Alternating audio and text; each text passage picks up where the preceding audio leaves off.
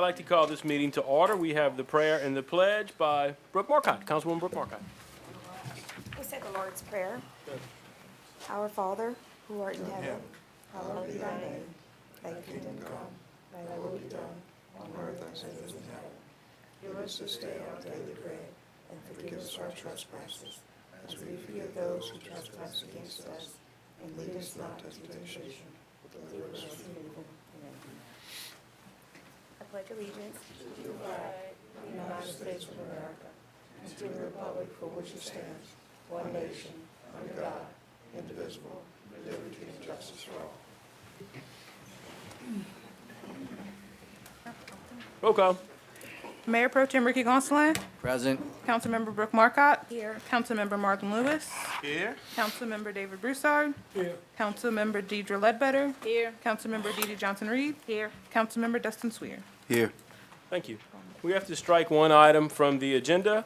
Item number 3, CLECO. CLECO will not be here tonight. CLECO called me this afternoon, and they will be coming to the meeting December 6th. December the 6th. So they will be coming on December the 6th. They said they weren't quite ready, so they will move to December the 6th. Well, I just wanted to get that out of the way. Thank y'all.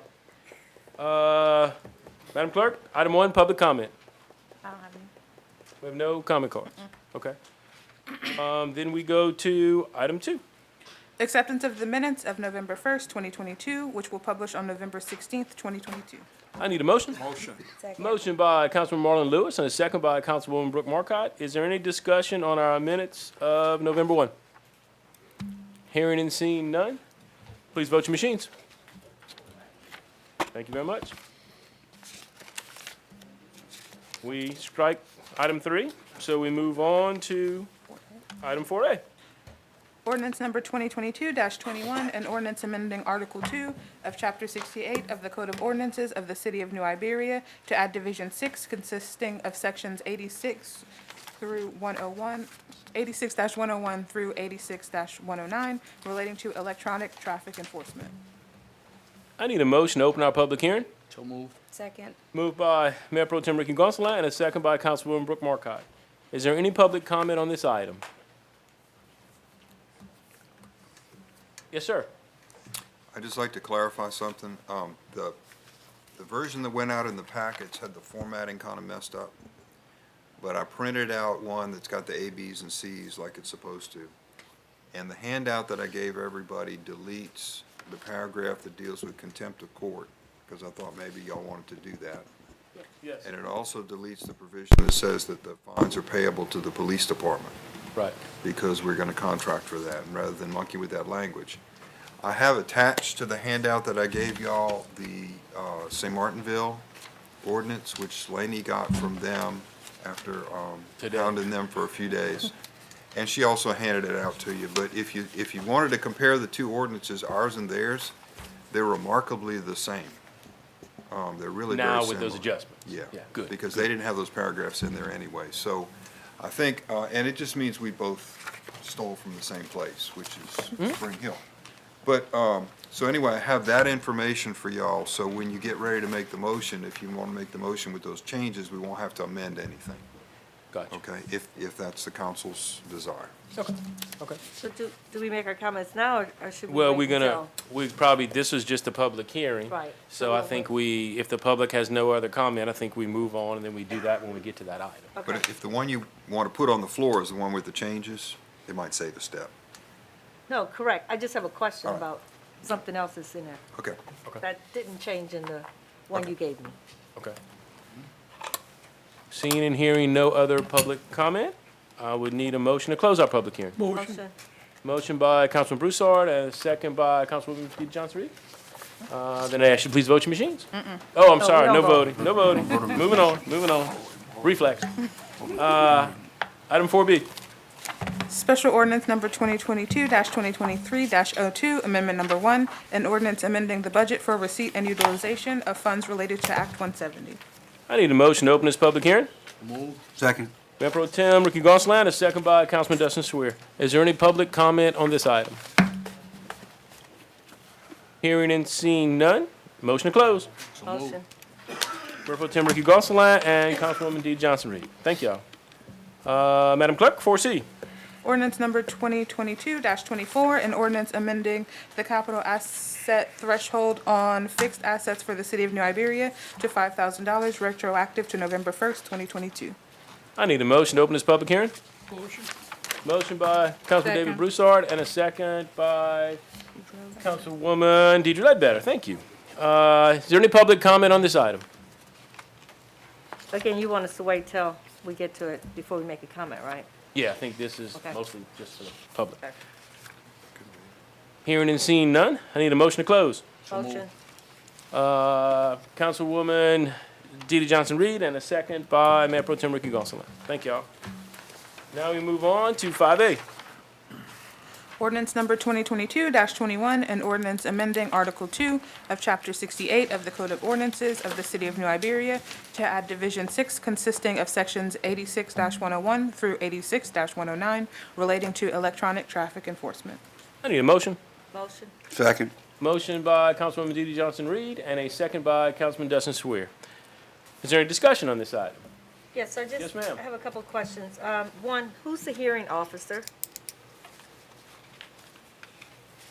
Think we said it would be the city prosecutor? Let's see. It wouldn't be the judge because they might have to go to the judge. So the last time I thought we talked about it, unless something has changed, it was the city prosecutor. Yes, the city prosecutor or another attorney designated by the mayor. Okay. Okay. I thought we kind of gotten past the whole judge thing, but okay. We, Well, we took out the contempt of court stuff. Remember, this is civil action that Right. they don't go to the judge based on what, Okay?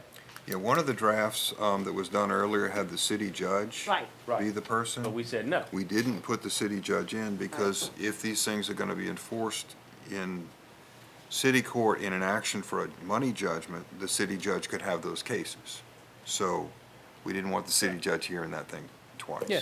Okay, so Yeah. I guess that's where I'm still a little confused, because, again, when we talked about this, this was a civil action. They pay a fine. They don't pay the fine. It goes to a debt collector, right? Yes? Okay. All right, so, and then in here, I also noticed where we also said, at least maybe I misinterpreted, so please correct me if I'm wrong. It also says something about, we would put a mortgage on them, like a lien on their property? What it says is that if we get a money judgment against them, Gotta go in something. it's a mortgage on their property, yes. Okay, which- so- Which is the law. If you get a money judgment against anybody, it's a mortgage on their It's property. gotta be based on something. Okay, so then let's back up a second. How do we get a money judgment against them if this is a civil action that's going to a debt collector? So again, I'm trying to figure out, something's not clicking for me. I don't know about the rest of you guys, maybe somebody can explain it to me, but Should go to civil. if it goes, if I get a $100 fine because I was driving fast in a speed zone, in a school zone, and I could either pay the fine, or if I don't pay the fine, I think we talked about they would go to a debt collector. So help me understand how we jump to the other side, because I still don't Won't the see it. debt collector sue to collect the debt? Correct. Yeah. Well, what does that have to do with us? They go, If Yes. there's a fine and they don't pay it, we can get a money judgment against them. That's the law. And a money judgment, small claims, big judgment, whatever, a money judgment filed in the courthouse in Iberia Parish is a mortgage on anything you own. And that's true for any money judgment. So anytime you don't pay a debt, you can be sued and somebody can get a judgment against you and it can become a lien on your property, I get that. any debt. What I'm asking is, so are we going to sue them? Because if it's going to a debt collector, they don't pay, whatever happens with the debt collector, goes on their credit, whatever, then are we going to go back and sue them? Because that's the only way that I can see that we're gonna be in that situation, if we decide to go back and sue them. And we have the right to do And we have that. a right to do that. So I'm asking, so when we turn it over to a debt collector, a lot of times when you turn things over to a debt collector, they buy whatever this thing is from you. So you're out of it. They buy pennies on the dollar. That's how debt collectors normally work. So are we saying that we're gonna even though there's a third party involved that's gonna be collecting this debt, we could pull it back at any time and then go back for a money judgment against these people. We just need to be clear on that, because that, to me, is not clear. Does anybody else ever, I mean, am I the only person? No, but I think we always have the right to do that. You gotta collect your money some kind of way.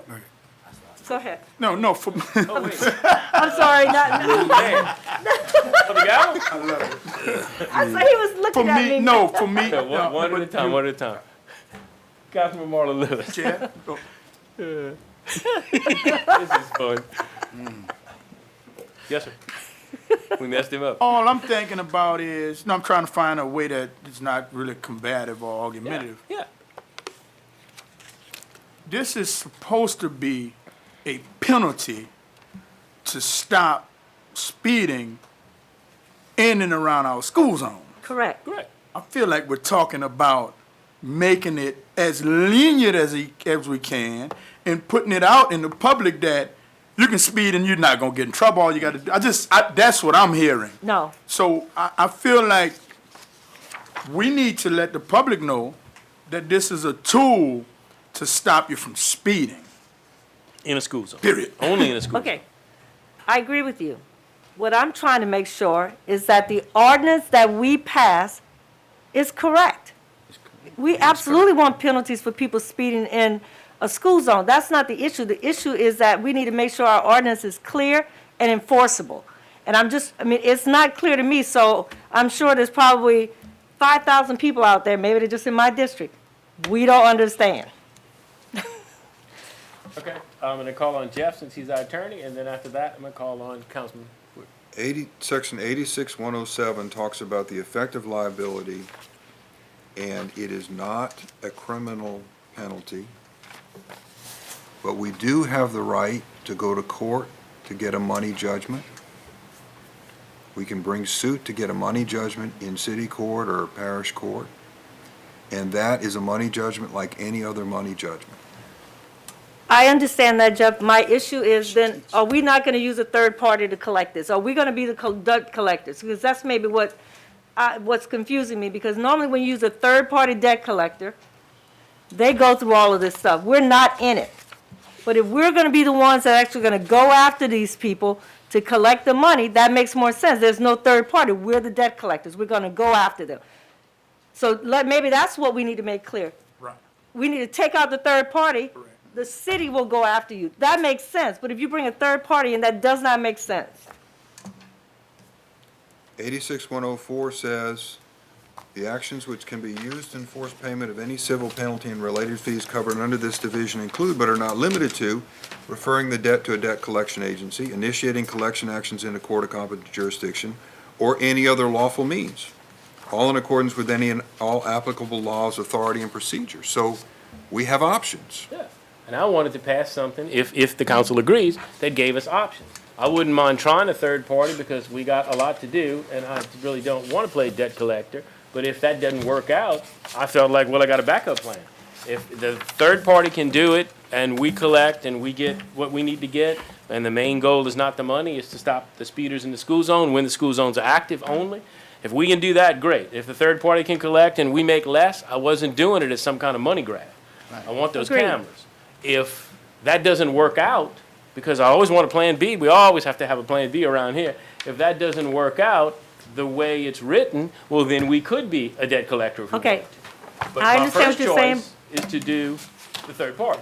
Okay, the problem is that when we first had this guy in here and we were talking about this and we went over this, we never said all of this stuff. And I know things evolve, but the fact is that that is not what we talked about with this guy. He specifically said this was civil, it would never go to court, those kind of things. It wouldn't go to Still court. civil court. It's not. He's Jeff- saying, Jeff's flagging me up again. Yes, sir. Well, yeah, okay, I mean, I'm just trying to point out what's confusing to me. Civil is court. Yeah, civil Agree, is court. it's a civil issue is what I mean, not that it's a, No, civil issues are tried in court every day. They're criminal issues and they're civil issues. Yeah. It's not criminal. It is civil. And the handout that he had with the model ordinances from other people did the same thing. St. Martinville's, which we have attached here, does the same thing, got Yeah. the same language in it. Yeah. I mean, I think we have the option of a private debt collector, or we can go to civil court and get a judgment. I'm not looking for more work to do collections on this, but we do have that option, and we have the option to hire a different attorney to do that. But we have several different options to enforce this, and I think that's been the case from the start. Yeah, and civil means you might end up in civil court. Not everything gets settled. You gotta have a plan that when you go after something civilly, if you gotta go to the nth degree and take the last step is civil court. Okay, it's just that that's, at least in my opinion, that's not the way we actually talked about this the first time, and it's gonna be confusing to the public. Maybe it's just me, but I'm just trying to understand how this is gonna get into the courtroom, because that's not the way this thing was talked about in the beginning. Because I asked the question, the guy answered it for me. And maybe we wanna do some different, okay. No, it's okay. That's why we all up here talking. Dustin, you had your hand up next? Yeah, thank you. That's fine. So, Councilman Swear, sorry. appreciate that. Yeah, I'm trying. So I don't want to sound redundant, but I agree with what Marlo was saying earlier. So I'm confused, kind of like where you stand with it, because first it was criminal or civil. Now we agree that it's civil, but regardless of the penalties, you still need to pay them. So like he said, you're pretty much telling people, well, go ahead and speed. We're not gonna come for you and ask for your money or even That's not hold you. it. Well, what is it then? So, okay, what I'm saying to you is that the person, most people are gonna pay their penalty, but, well, let's say somebody doesn't pay, okay? So in the beginning, what we said was, if they didn't pay, it goes to debt collection, hits their credit. Okay? Correct. That's all I'm saying. That's how. I mean, if you don't So- pay your bills, that's what normally happens. Exactly. So then, my thing is now we're saying that they could end up in civil court. But that's But it's different not. from But what we said. And that's what we're talking about right now. What Jeff was saying, what Freddie's saying, is civil court. They're not getting any criminal charges, but they're being held accountable for what No, they. so all I was asking was, if a third party is involved, Which is Blue Line, because Blue Line did we discuss they were going to take? no, And we let's were say it was gonna- debt collection people, but third parties involved. Normally, the way that debt collection works, the third party gets involved, Okay. we're out of it. We're out of it. And if that works for us, I'm fine with that. Right. Because I would like to not make more work for my attorney and for Okay. my staff. But if that doesn't work, I want to have the option that we pass this ordinance, we do a contract with this company, we put the cameras up, we tell people we have penalties, and we're doing this for the right reason, which is to stop the school speeding in school zones while they're active. We also get the LPR cameras, which greatly helps us with knowing if there's a school incident, you can find out who drove in, who didn't. It helps us catch the bad guys because we're very fortunate that our schools are located on a whole lot of main thoroughfares. So we're gonna ping some people when we need to with those LPR cameras. So that's the whole goal of this in the big picture. But if we're gonna be able to collect some money and the third party can do it, I'm thrilled. But if they don't, I just think you gotta have this option that you can go in another route, because we do everything public. We are transparent. When we come and say the third party, and I bring you everything because, this is how government's supposed to run. So when I bring you the thing that the third party's not working and we kicking them out and we're doing it ourselves, we have to have that fleshed out too. Or then we're gonna look like, the bear with no teeth. Okay, so in your mind, what's not successful? What would be, what do they need to do to be successful? Collect the money. Well, what percentage of money that they don't collect? I'm not, yeah. Okay, so- we'll just have to see how that works. So I guess for me, I'm probably, we're gonna flush it out, we're gonna flush it all the way, so, but I'm good. We'll go with what you guys wanna do. No. No, this we're is- good. This is the point of, No, I I'm love good. this. This is the I'm point of good. our meetings. Yes, sir. And then, One more thing. okay. This is in two parts. The first part is where we amend our code of ordinances to allow this Because we kind still of gotta do a charge. contract. So, yeah. So we amend the ordinances to allow this kind of charge that says we can do A, or we can do B, or we can do whatever other lawful means. Right. The second step is where the Blue Line people come in and they have a contract where they agree to do some of this stuff for us under this ordinance. And how they collect and all that kind of stuff is a discussion, and what their duties are gonna be is a discussion that we have with them, okay? But what we want to have is all the remedies available. Because I don't want to tell people we're not going to sue anybody in court. We're never going to collect anything if we do that. So this is not a question of what Blue Line is going to do for us. This is a question of what we are going to allow the city to do for us. Okay, Yeah, because the next step is a whole lot more, which is good, a whole lot more discussion when Blue Line comes. In other words, we have to do a contract with them. We will flesh out all of these details and get percentages and understand what's going on. That's the next step. Another city hang city locally. Hang on, please. Councilwoman Ledbetter had the floor, and then I'll be coming. I call for the question. Okay.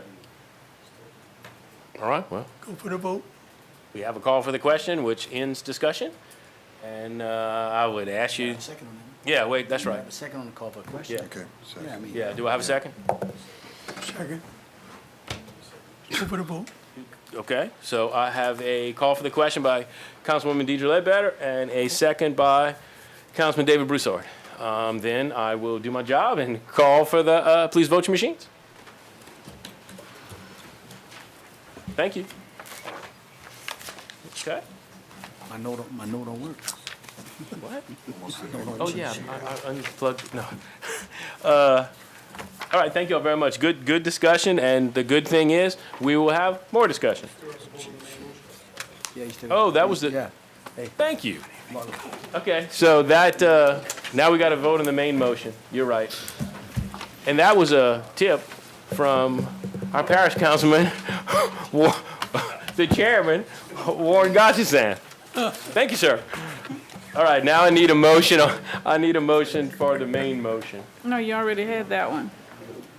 We didn't, well, we Didn't voted, vote. we voted to, For the for the question. question. So we called for the question. Now we need to vote on the motion. Now we need to vote on the motion, right? So I need another motion, right? No, No, you're voting on the main motion. Jeff, do I need? Call for the since we- question, ceases Well, discussion. the first, when we did it the first time, that was That's the a main motion. motion. I got you, okay. Yeah. Thank you for that. Then I'd ask you to please vote your machines again. Yep.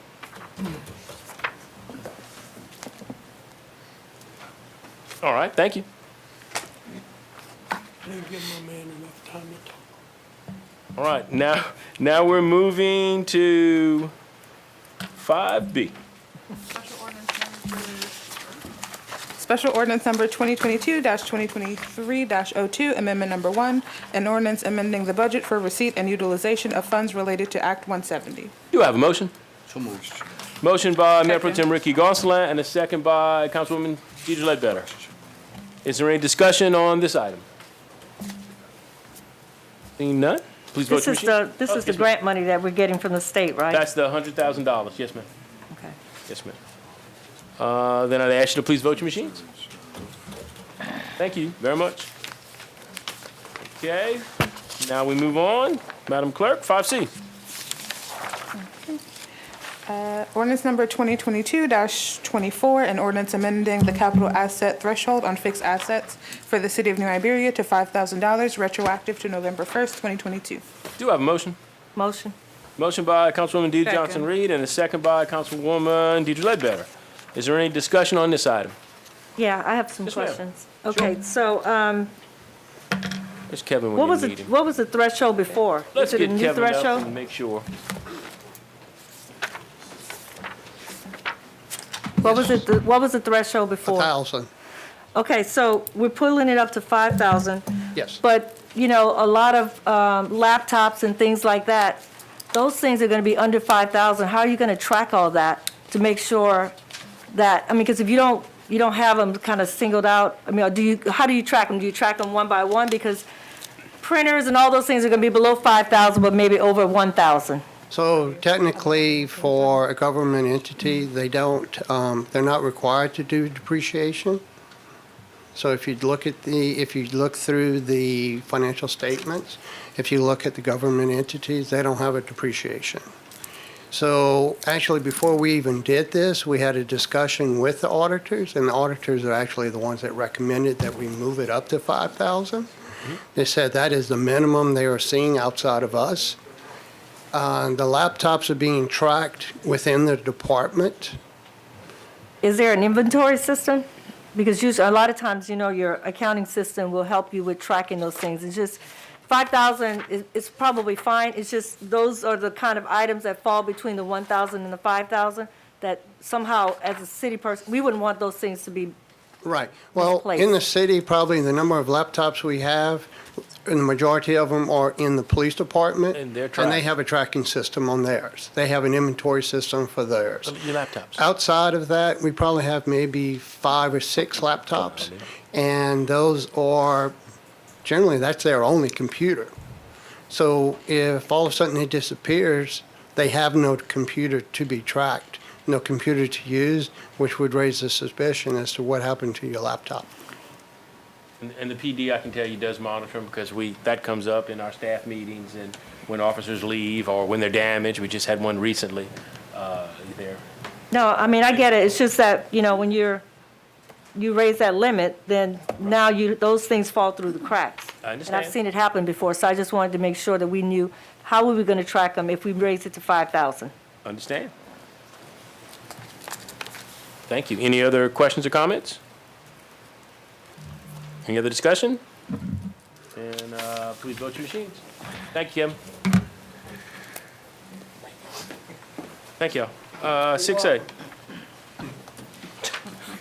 Resolution number 22-233, awarding contract to Southern Force Heating and Cooling LLC for the purchase and installation of an HVAC unit at the Cliff Oakland Building and authorizing the mayor to execute any documentation in connection therewith.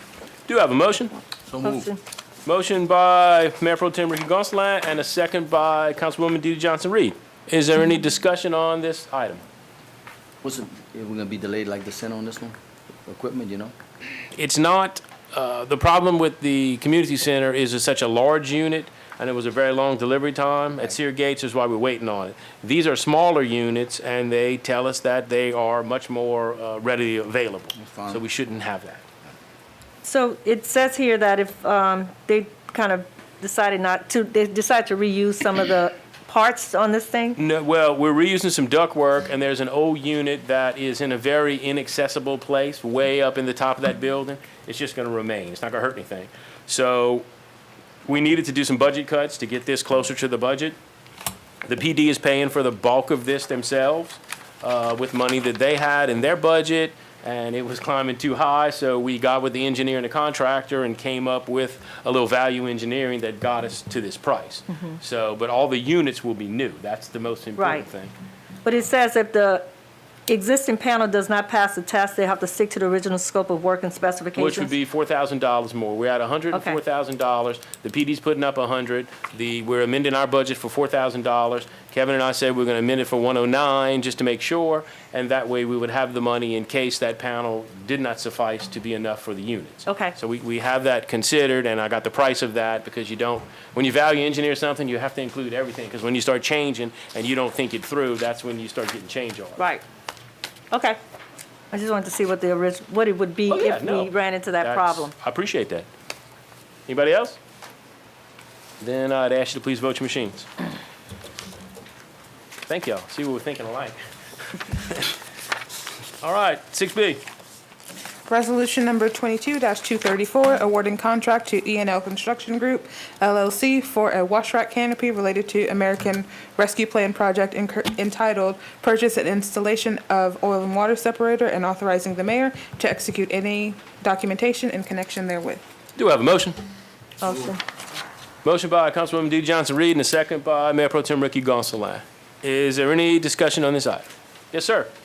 Just for the record, I'll be abstaining from this due to personal conflict, so Not a problem, thank thank you. you.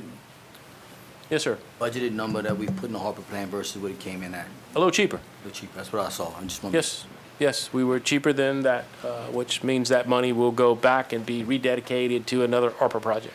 Which one probably go over. Well, we're just getting started. Yes, ma'am. So are we not a little concerned that 185 is so much lower than the others? I mean, the next closest bid is like $25,000 or $24,500. No, we're not. We're not. I Okay. mean, we have an engineer on a project, we have a good contractor, and bids are coming in with a lot of differences lately. Usually they're high. We were thrilled that this and the second bidder were actually below our budget, but I think we fine. Our engineers fleshed it out, and I think they're good. And that happens. And you'll tell me, wait for the change I'm about to order. say, I know, we'll see when the change order comes But we in. are a public bid agency, and you take the low bidder, and we have an engineer on the project who monitors the project, and we'll go from there. Is there any other discussion on this item? Hearing and seeing none, please vote your machines.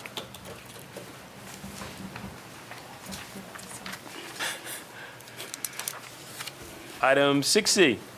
Resolution number 22-235, announcing the dates of regular meetings of the New Iberia City Council to be held in 2023. I need a motion. Motion. Motion by Councilwoman Brooke Marcotte and a second by Councilman Marlon Lewis. Thank y'all. Is there any discussion on this item? And you'll see when we had a holiday, if it was a Tuesday, we went to a Wednesday. We didn't skip any meetings. No discussion? Then please vote your machines. Thank you very much. Just glad I got a meeting on my birthday. 6D. Resolution number 22-236, authorizing the mayor to execute documentation related to a delay of notice to proceed for the City of New Iberia concrete street repair project. Do I have a motion? Second. Motion by Councilman Marlon Lewis and I think Councilman Dustin Swear. Is there any discussion on this item? Well, I just want to clarify that I thought Rue de Verger was included in the concrete street repair project, but I got clarification from Mr. John that it's not. So that's good news because that street is horrible. So hopefully we can get to it sooner than later. But this is all due to supply chain demand, right? Yes, it Okay. is. It is. People are, all of our paving contractors, be it asphalt or concrete, and this is happening all over the South for sure, are all having trouble getting rock. The Mississippi River's so low and getting the rock into, it's the key ingredient of the aggregate of all of this. It's the binder. It puts it together. They asked if they could extend it till January. I happened to see those contractors today at a pre-bid conference for another project, and we had a discussion about this, and they feel comfortable by January they'll be ready to go. And they're looking at crushed concrete, I think, which means he's got to approve, our engineer has to look at the mix, has to look at the design, because it's different from gravel to crushed concrete, but they're working through all of that, and I think we'll be in good shape. Okay. And I asked them and it's so preliminary. I said, what do you think on the timeline? And it's, probably 10 months, I guess, of concrete streets, something like that, which we all know that it's affected by the weather. But that's where we are. Any further discussion? And I'd ask you to please vote your machines. Thank you.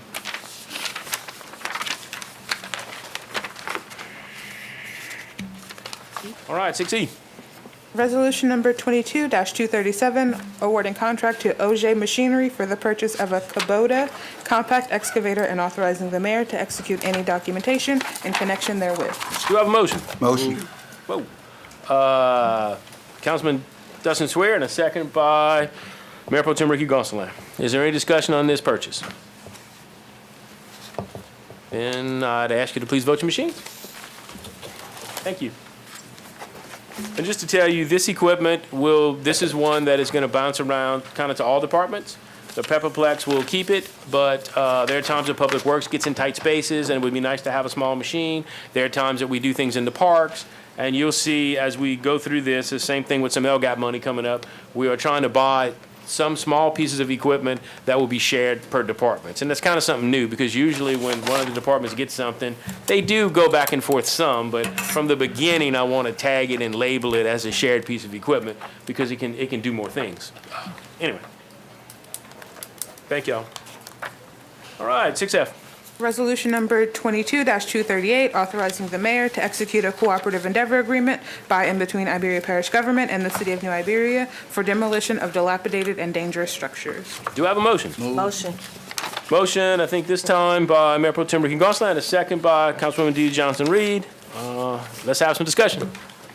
Any discussion? So this is the money that Mr. Brown, This money is a combination of council people. right, Mr. Council- Brown and then Mr. Pollard, right? Well, and right now, it's Mr. Brown, it's Councilman Paul Landry, it's Councilman Warren Gosh is saying. Okay. I'm not saying that there aren't other parish council people Mr. that Pollard. represent the city, Mr. Pollard, whoever, but the ones that have the money that they want to, this is the first step. The first step is to get this agreement in place so that it'll go to them. And if this is what our parish council people are telling us, we want to do this. So the next step is we approve this, send it to parish government, and then from their end, that gives us the tool to catch the money if they throw it our way.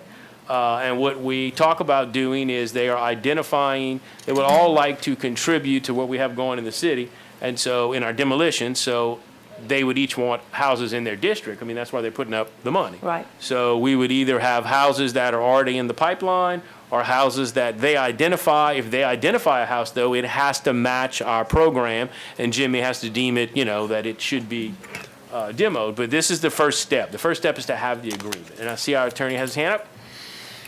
Yeah, this is just a set of kind of default rules, and it governs not just those particular council members, but any contribution by the parish to the city for demolitions. And what it says is, the city can ask the parish to contribute, and if the parish says yes, then we have a budget and we have a process. Right. The parish can offer to contribute, and if the city accepts that, then there's a budget and there's a process. So it can start from either direction. Right.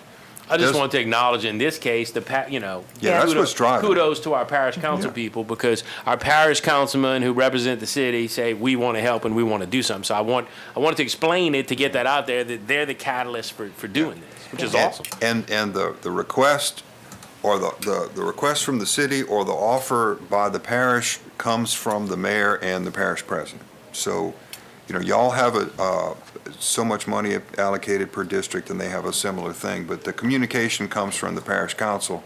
So you don't have the parish councilman making deals with the city, it's the parish with the city. Correct. I have sent this to Andy Shealy, the assistant DA who does this kind of stuff, who thought it looked pretty good, but I just got it to him yesterday because I just got it to y'all yesterday. So he's not finished looking at it, but I think the outline is going to be fine. So if y'all like the concept, we can authorize the mayor to fine tune it, but to, do something that's basically this. And, yeah, it's a good thing because it allows them to contribute to our efforts, but the responsibility and the control is with the city. Well, I know for mine, Mr. Brown, he and I, we went through. Oh, he's been houses wanting to on- do this for a long Yeah, I time. mean, he's been, we've been talking about it, we've picked the houses and everything, so we're good to go. Okay. Good. Yes, sir. Chairperson of the parish, Mr. Gottschalk, bring it back to the parish, and we appreciate all the help that we all can do together as partners. Because you and I work together, we'll continue that. Any other comments? Nope. Then please vote your machines. Thank you. And Laney, we'll get that out as quick as we can. Good. Well, it's just one that we need to move on. All right. Not that you will. 7A. Introduction of special ordinance number 2022-2023-03, amendment number 2, an ordinance amending the budget to account for HVAC work for the Cliff Oakland building and setting for public hearing on December 6, 2022. Do I have a motion? Motion. Motion, Councilman David Broussard. Second? Second. Councilwoman Brooke Markcott. Is there any discussion on this item? Then please vote your machines. Thank you. He's voting early. 7B. Introduction of special ordinance number 2022-2023-04, amendment number 3, an ordinance amending the budget to reflect receipt of and utilization of LGAP funds for the purchase of a compact excavator and setting for public hearing on December 6, 2022. Do you have a motion? Motion. Motion by, I guess, Mayor Pro Tem Ricky Gonsalas, and a second. Who is the second? Councilman Marlon Lewis. Thank you. Is there any discussion? So are we taking this out of the salaries? No, this is LGAP money, Okay, state money. okay. We all have right. $30,000 to buy the mini excavator, and we are putting up about 7,000 and some change, because after looking at it, and these things are small. We do need a small piece of equipment, but they are, some of them are toy-like. So we put up $8,000, roughly, 7,000 something, so that we could get one that, you know, had a little more feature to it. But this is LGAP money from 2 years ago, I think, or 3 years ago. Approximately 2 years ago, Yes, sir, 2 years ago. the 8,000, instead of increasing the effects of the budget, they have salaries that they have not put into place and simply moving Yeah. that money. So we're not changing the bottom line of the total net. Yeah, we took $8,000. Richard hasn't hired his assistant or groundskeeper yet at the Pepperplex, so. Yeah, that's why I was asking. I mean, it looks Right. like the money was coming from Yeah, salaries, so well, it did. We'll Yeah. take that, we had to come up with it either way, but since he hasn't hired anybody yet, we took it from there. That way it was already in the department. Okay. Anybody else? Then please vote your machines. Thank you. Item 7C.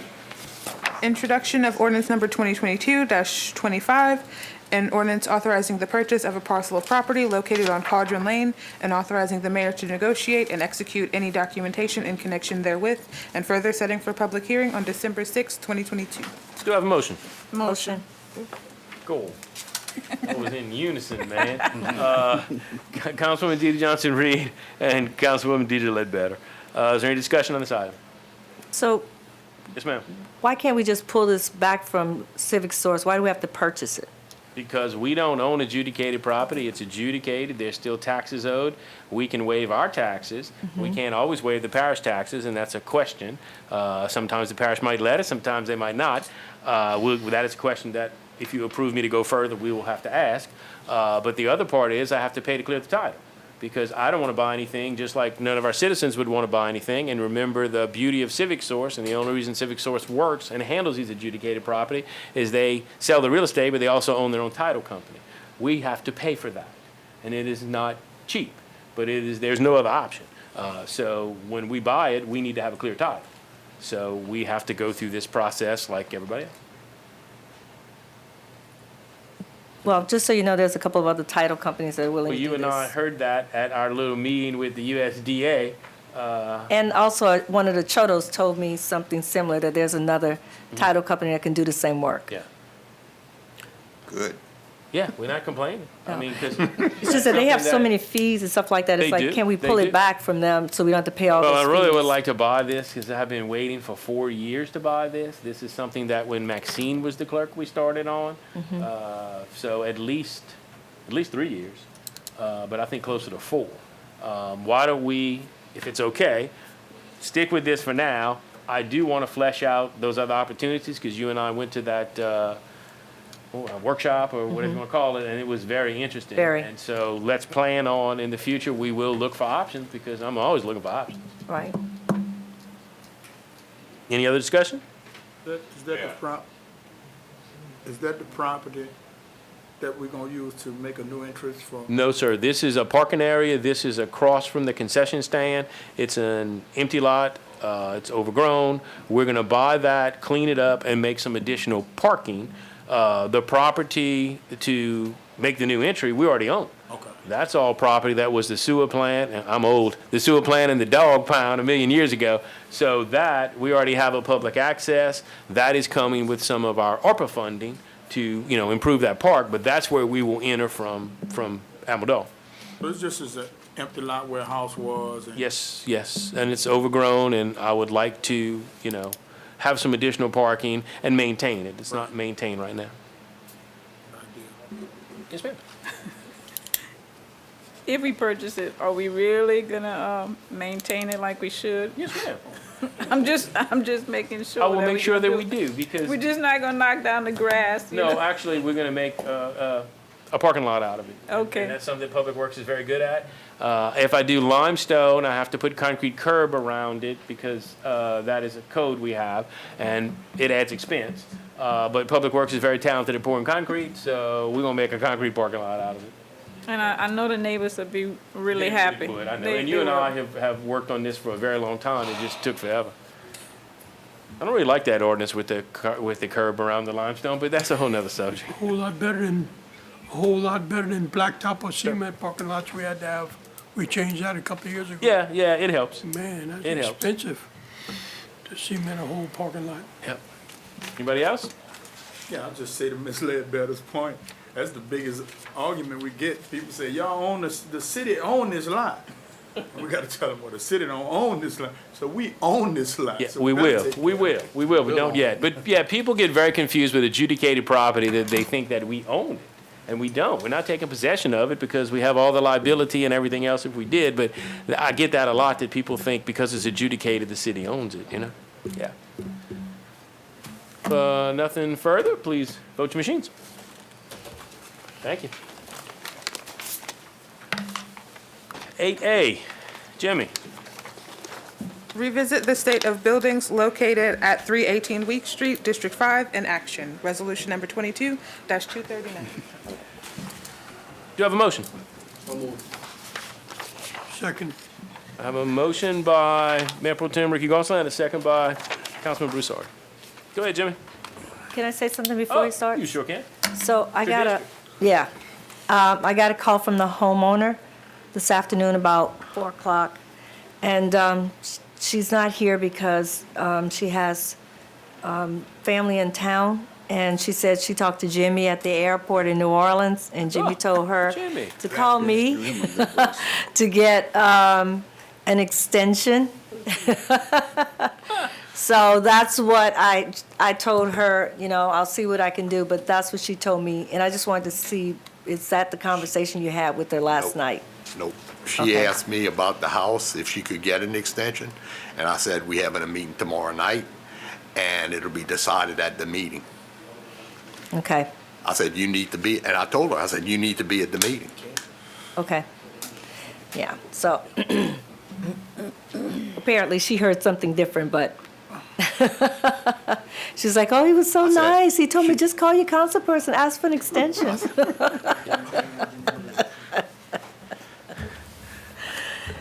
I said, it's up to the council. Jimmy, can you give a little history background on this property? How many Yeah. times it's been up and what's the status of it, please? Right. Mayor, Sure. while he's researching, she also called me, Okay. and if it helps, she said she wouldn't be here, but she told me to tell y'all happy holidays. Okay. Well, that's very Yeah, nice. apparently my voicemail still says to call Marlon. I'm gonna change it. Okay. My fr- So the other thing is, she has changed. Well, tell her happy holidays. She's changed the way she's approaching the house. The first few times she came up here, she said that she was going to try and get it remodeled so that she can rent it or live in it, something like that. But now she's just trying to board it until she has time to work on it to save more money so that she can fix it. So the last conversation I had with her before today was that she wanted to board it. She wanted to know if she put windows in there, whether or not she had to board the windows. And so I contacted the mayor, and he said no. If a window is secure. If it's secure, if it's not Of this is. broken. safety. It's not Right. broken. If the window's broken, it's gonna have to be boarded. If the No. window is fine and, you know. And that's holds exactly what I safe. told her. Because remember, this whole thing of all these buildings, of everything we demo, ugly meets code. You Right. can have ugly and it can meet code, but what we're here for is for public safety. And so if it's deemed safe, then, you know, that's cool. If it's not safe, then you can be not safe and board it up and still be not safe. Agreed, but I just wanted to But let for you that- guys know, she changed her approach. She's decided to just board it until she can save enough money to fix it. So that's kind of where she is. I mean, I spoke with her a few weeks ago about that, I guess a couple of weeks ago. And then today was the issue with not being able to attend the meeting tonight. Okay, so that's all the background. Okay. All right, is there Yeah. any other All right. discussion? My first, Jimmy first. my first picture on this house I'm was sorry, you did from ask him for a- January of 2017. Okay. 17, right? Yep. That's what I got in, 5 years ago. yeah, that's what I've got in the folder. Wait, what happened on that date? Before you was here. that's the first time they turned in. I sent her, it looks like the first certified letter, 6 years. April Just, April 4th, 2017. The picture was January of 2017. And you sent one, that first notification was for,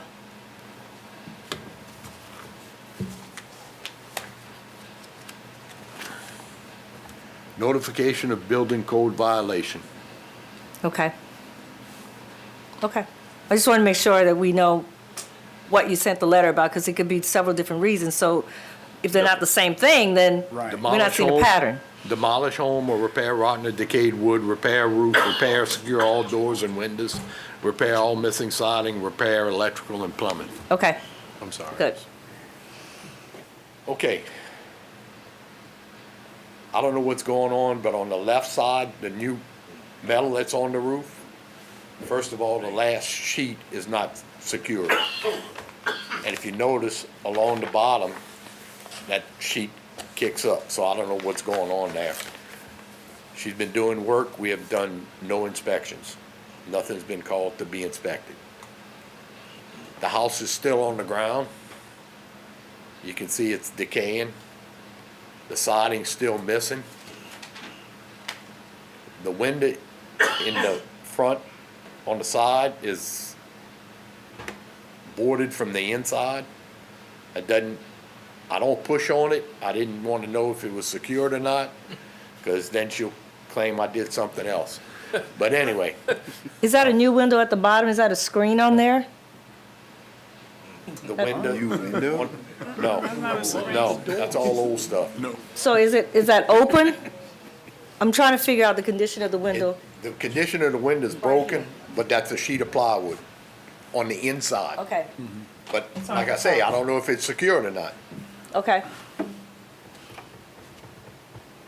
You can see the house is still on the ground. Somebody tried to lift it in one portion, but nothing's happened. The side's still missing. There's a mattress inside the house blocking the window. That window is still broken. Now, these pictures were taken last Tuesday. The bottom edge of that roofing has been bent up, and it's leaking. The fascia's not in good condition. She's got new windows there. You can see the siding the house is settling. That's scrap wood that's all in the backyard, rodents going in and out. That right there, you got 3 boards holding up a sheet of tin. The old rafters are all gone. That's 1x, 1x6 and a 1x4. There's no rafter from the outside 6 feet in. 2 sheets of metal. The rafters were taken out. is that window open? Is it, That's a window, yeah, that's windows open, okay, glass is all missing in it. okay, That's the shed on the side of the property. She's taking the siding off and I guess fixed the front. Making the shed worse. See the structural failure there, it's caving in. House on the ground rots. Yeah. There's a picture of water that's inside from the back, from that back window, you asked? That's a picture from the inside of the house with water all over the floor. And that's bored to the inside of the house, so I don't know where that water's coming from. That shows the 1x's again. And that's the last picture of these. So, I went back today.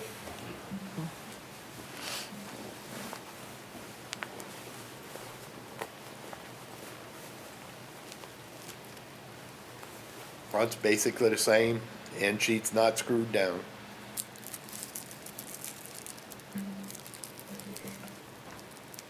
Siding missing all down that left side, right side. Dustin. Somebody trying to put a temp pole or something on the side of it?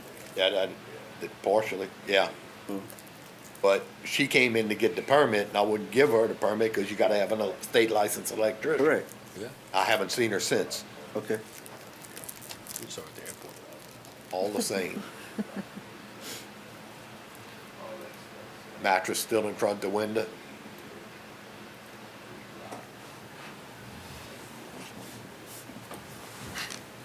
Who's Big Chief?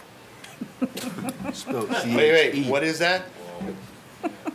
Who's the security, who's the security service there, Big Chief? No trespassing, idea. Big Chief. It's spelled wrong. But you can see that back end on the right side, that window is not, it's wide open. Birds have a good place in there. The water's still in the house, and that corner is basically open. Brick right there to break the window. The roof is probably partially leaking. And that's the other house. It's the other side of the house. That's all the pictures I have. All right. Okay, so are you saying that the house is it, considering the fact she wants to board, is it safe based on what you've seen? No. Okay. All right. Did we Is have there- good notice to is her there- of this Jimmy. meeting? Yeah. Jimmy, Yes. And she one at a knew time, about one it. at a time. Yes, sir. Jimmy, Calling on you. in your expert opinion, and your heart as a city inspector, yes or no? Is this house feasibly repairable in its current state? Yes or no? That's all I'm asking. Put me on the spot. No, I because said yes or no. I'm You gonna tell inspector. Anybody that wants to spend the money can fix the that house. house. But it's not gonna cost $3,200. It's gonna cost 40 or 50,000. Okay, then you answered my question. So, that's Okay? fine. If she doesn't have the money, and she hasn't had it in the last year to fix it, 6 years. okay. So, I think, and thanks for the answer, because what I'm seeing, and the mayor made a valid comment when we originally started, that this council's in charge of public safety. And the pictures that I've seen, we all have a lot of compassion The up here. first thing she should have done is raise the house off the ground. Yeah, so we all have a lot of compassion, and we showed our compassion to other people in the past, that you moving forward, and I think we all feel for people, but obviously, this is a public safety concern, with no rafters in the roof that can collapse when kids going in there, and we can have a bigger problem moving down the road, and there's no effort over 6 years to try to do anything. I think we're faced with a decision where, we must move forward with this and demo it, because obviously, 6 years is way too long, in my opinion. I just think that, I've seen some serious problems and dangerous situations in these pictures that, we surely don't want to be liable for. Other So, discussion? One at a time. Yes, ma'am. Jimmy, since I asked you the question whether or not the house was safe, and you said it was not safe, No. in your opinion, It's still open. then we will go ahead and proceed with option one, because she had enough time to make it safe, and she didn't do that. And so I will recommend to the council that we move forward with option one. That's because, I think it's not safe, I really do. I know, Yeah. But just needed Jimmy to tell me what he thought. Second. Okay, so we have a motion on the floor by I second. Councilwoman D. Johnson Reed, and I think that Councilwoman Brooke Marcotte had already Oh, cleared okay. out second. So Okay. we have is there any other discussion? Then I ask you to please vote your machines. Thank you all very much. Now we move on. My favorite discussion items. All right, 9A. Discuss the waiver of permit fees relative to mobile homes, recreational vehicles, or other temporary housing in the event of a declared major disaster or emergency. D.D. Johnson Reed. Yes, ma'am. Okay, so this is our, I guess, a continuation of our conversation from the last meeting. Correct. Where we talked about whether or not. Asked to put it on, and Yes, absolutely, because I feel like this is something that we need to, as a council, we need to agree on. If there's an emergency declaration and houses here are destroyed and people need to be able to find a place so that they can live while their house is being repaired, one of the options they have is that they can have a mobile home, or they can have an RV put in their yard while their house is being repaired so they can live on their property. We all agreed that we don't want, stuff just going crazy. But what we did say was that they would need a permit and an inspection to make sure it's done correctly. Am I and to correct? follow our code. That's exactly right. Like setback codes. Yeah. In other words, we would control the script with our normal ordinances of setbacks, of licensing, of inspections. We would control all of that and take it at a case-by-case basis. Absolutely. So, and I agree with that. I think that's the right way to do it. Because if you What- don't, it's gonna overrun our town. Right. Could. So the only thing that I said was that if there's an emergency declaration, you know, and the federal government or FEMA's coming in and they're gonna do some work, well, we know that FEMA will give money to the city. At least that has been the way things have happened in the past. If we have our citizens who are struggling, maybe looking for food or whatever, and having to try and find a place to live or put something on their property, the least we could do is waive the permit fee for that particular activity. So if they are gonna come and need their, to put a mobile home or something, they should be able to come and get a permit, go through the entire process, but that, because it's been an emergency declaration and they're already struggling, we should waive the permit fee, is all I'm saying. Okay, discussion? Yes, sir. Yeah, Councilman Dunsworth. thank you. I can see where you're coming from. The only thing I'm kind of concerned about is that, you know, you tell people, well, okay, it's a free permit, that they're gonna think, well, we don't have to go out and get a permit and just go ahead and hook these things up like they want. So I think we might have to maybe, if this does come to fruition, hope it never does, we don't want a disaster, but maybe educate the people that they have to get a permit regardless, if they're gonna pay for it or not. If I'm not mistaken, Councilman Swear, we do have some permits that don't require a fee. So, and people come and get them. Again, this is one of those situations where we'll need to go out there and we'll probably have to, you know, check and make sure, just like we do with everything else. Somebody in my neighborhood put up a fence, didn't get a permit. So, you know, those kind of things happen. To me, that's not a reason for us not to say that during that emergency declaration that we're going to waive the permit fee. I'm just saying, only in that situation, when we have a lot of people, maybe their homes have been destroyed and the city is really struggling to get back on its feet, that means our citizens are really struggling. We have a lot of people that are poor and living, you know, very low income. They shouldn't have to worry about getting a permit fee during an emergency declaration. Paying a permit fee, I apologize. Okay, everybody's got their hand up. Jeff, I'll call. Well, so the mayor has, on a case-by-case basis, can waive requirements to allow this to happen. So are we going to waive the permit fee in every situation like that? Or is it just going to be for people who can't afford the permit fee? I just trying to figure out what to draft. Is it a judgment call from, the, you know, if the mayor says, yes, you can put the mobile home next to the house, is the permit fee automatically waived? Or is it just in hardship cases? So I think during that time frame, my suggestion was to the mayor was that it would be waived for everyone. Because how do you figure out who's got more hardship than the other person? We just say, listen, there's an emergency declaration, we got a lot of houses destroyed, people need to be able to live, and they may need to be able to put something on their property.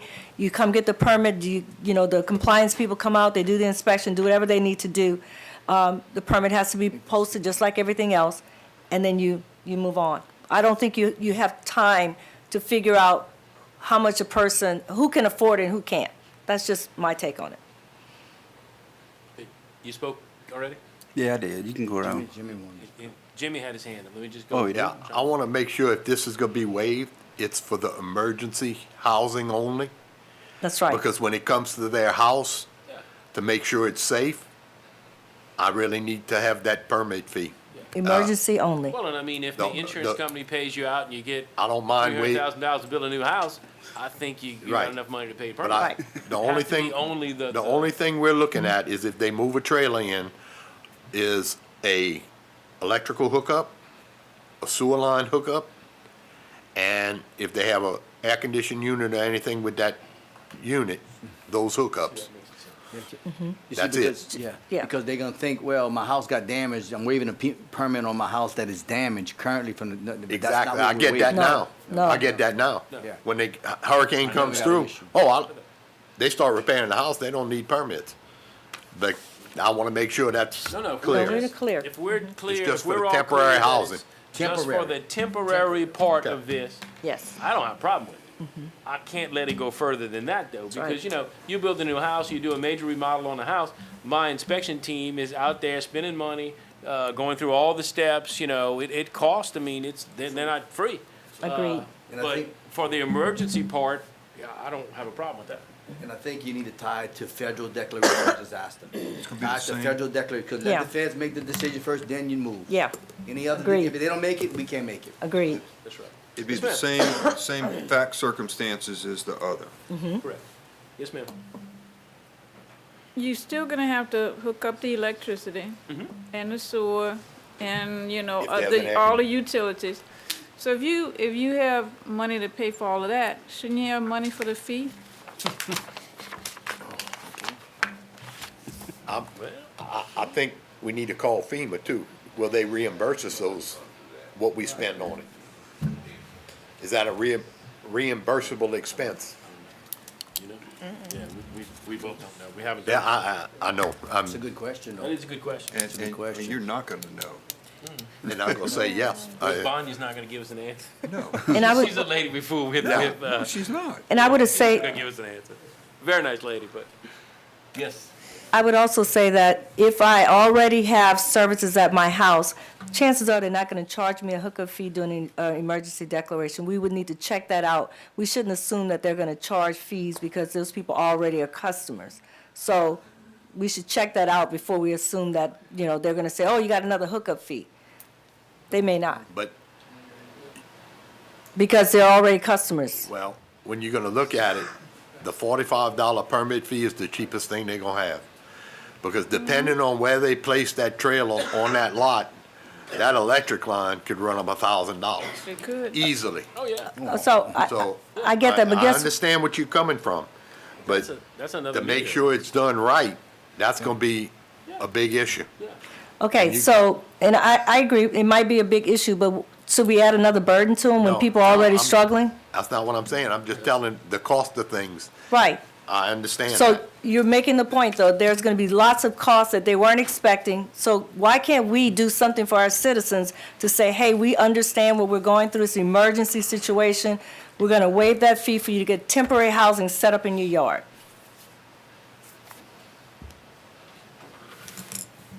Mayor? Yes, ma'am. Oh, yes, ma'am. But aren't you still gonna have to go inspect? Oh, yeah.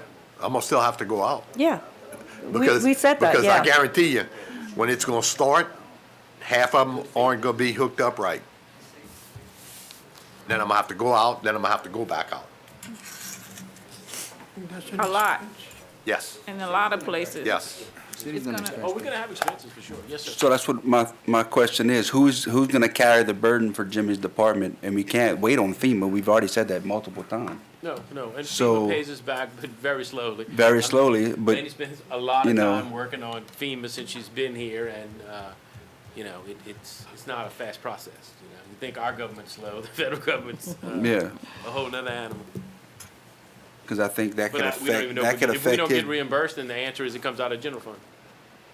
You know, because Jimmy doesn't have it in his budget, so, you Right. know, we would, you know, if we have to pay for it, that's where it comes from. General fund of taxpayer money, Oh, yes, ma'am. Yeah, well, the whole thing is everything we do is taxpayer Absolutely. funded. Every day we're up here. I'm just saying. Yes, ma'am. Government can't spend any money it didn't take from somebody else, and we should look at government that way because then we make better decisions. Agreed. Yes, sir. Jeff, have we even looked at other parishes? Have other parishes, other municipalities did this in retrospect, or are we trying to reinvent the wheel here? I don't know. Okay. We might be trying to be leaders, not reinventing the I wheel. know, leaders reinvent, I'm just saying, maybe they ran across some speed bumps or problems that we're not aware of in this situation that we need to look at, Yeah. other cities. Yes, sir, Mr. Broussard. This would be a Let's get major, this side of the table involved. that's Yes, a sir. major expense that the city is gonna have to absorb. And that could be major, Mr. Jimmy. Checking all these trailers a lot. It You have to depends. go inspect them and nothing Yeah. you're gonna charge to inspect them, you know, to see Yeah. they're doing it right. That's right. You know, it could be a expensive, charge to the city if we don't charge any kind of fee. They're gonna be hooking them up left You and know, right. have It's gonna somebody be going out there and inspecting this. unlicensed contractors hooking them up. It's You know- gonna be crazy. All your job is most is protecting the citizens of New Iberia from other citizens to do their job right. Yeah, 'cause the fly-by-nights are the first ones here. You know, so I think it's gonna be a major expense, Mr. Mayor, Yeah. at that time. Look at the be- negative waves going tonight that we're gonna wipe the be whole city out. Exactly. Man, Could be a- Could be 500, 800 pre-inspections. And, Let's that hope costs not. us a lot for you to do the job. That's my worry. Okay. Yes, ma'am. So the permit fee is $45, or are you just throwing that figure out there? No, that's a service. A service, yeah. Okay, got you. I mean, maybe we can agree to meet halfway and cut the cost in half. I mean, that way it's not so expensive. That way we're not spending so much money out of his fund or general fund. Then it throws my whole system What do you mean? out of whack. Oh, so it's inconvenient? Oh, my whole budget, my whole computer software system is based on $45. Oh, I can't go in and just change Now it. you turning money down? Yeah. I'm sorry, it's just a trying to joke. give you I a little understand, piece I of understand, it. but I'll buy you a new can't- system. I can zero it out, but I I can't know. go back and change it to 25 or $20. Yeah. Really? Government at work. Oh, that's interesting. Antiquated Okay. system. Yeah. Just do some handwritten. Yes, ma'am. You may be doing a lot of these depending on, the size of the disaster. You may even have to have some additional help in order to get to everything. And just like you said, and, my husband being a contract, understand about the $45, believe me. People who are not qualified, don't have a license and all, come around, scam artists come, and, they feed on people in distress. I And would be more then worried. somebody is gonna have to go out and really deal with that. Well, you got scammed, they're not coming back, and this is not right. So they're in the hole. So there's a whole lot of things going on in the contractors that may come to town that will have to be dealt with. And it could be expensive. That's an interesting point, because you all know I'm in the construction business. I've been in it for a very long time. And we're right there on Main Street. And when a hurricane comes, every single time I have these people come and knock on my door because they see my sign and saying, hey, can we use your license? Hey, can we give you something? People do come to town and try to do that. You're not making that up. I see it a lot. I don't let them do it, but the guy with the license, if he's smart, he's gonna say no. Yes, ma'am. So, but that would happen regardless of whether or not we waive I a was fee. just bringing up the point that, Okay. as a contractor, that happens. And just in retrospect though, but I'm not in a debate. but No, I was contractors, just saying. but Didi, in defense of Ms. Ledbetter, contractors come to your or my house and say, look, we're gonna charge you $5,000 and we got all the permit fees. And they don't have to pay them, but they pass it on to the homeowner as well. It's things like that that you gotta be careful with. But that's an education issue. Yeah, I I get it, mean- but I'm just saying, we still gonna hit our constituents if we don't watch it, just to be careful. Yes, sir. No, I just got one question that come to mind. Is government a charitable organization? Government needs to be run like a business, okay? And government has expenses, and we need to make the money go as far as we can from a business mindset. Because the more money, we talk about this all the time, and you're not wrong. I love to talk about this. Our parks don't bring in a profit. I love our parks though, and they add to our quality of life. Every department does not support itself. We have to pay, and we have to put money in from our general fund that goes into every department.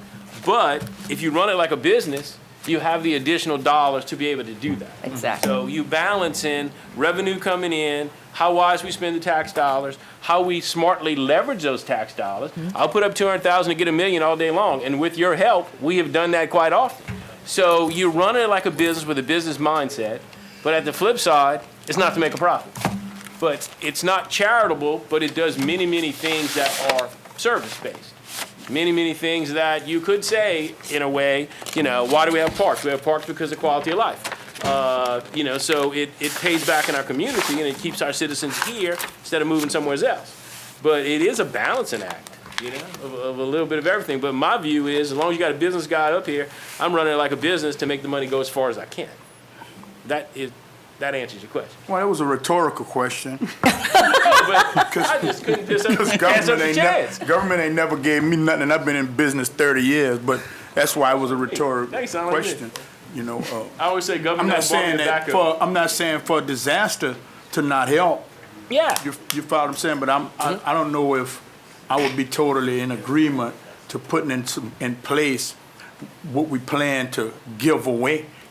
That's, from a business standpoint, I wouldn't want to say, Yes, sir. this is what we plan to give away. If, like, Yeah. we plan to give away some turkeys for Thanksgiving, Uh-huh. right? But we gonna pick like 10 people. So Yeah. when you're giving away that I love much, that. Yeah.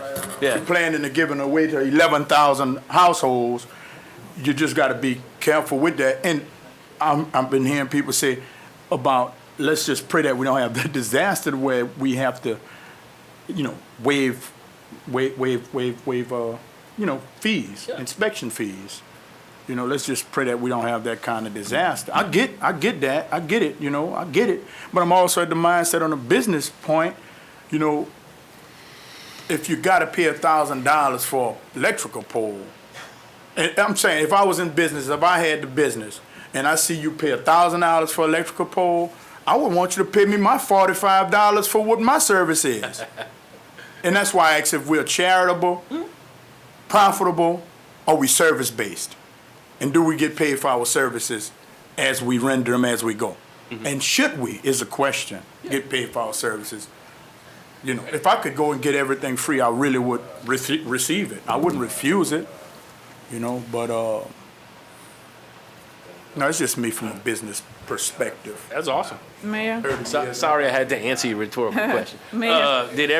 Before I come back, because we're going around and around, does anybody not speak? Everybody spoke? Okay, all right, I'm coming back around. Yes, ma'am.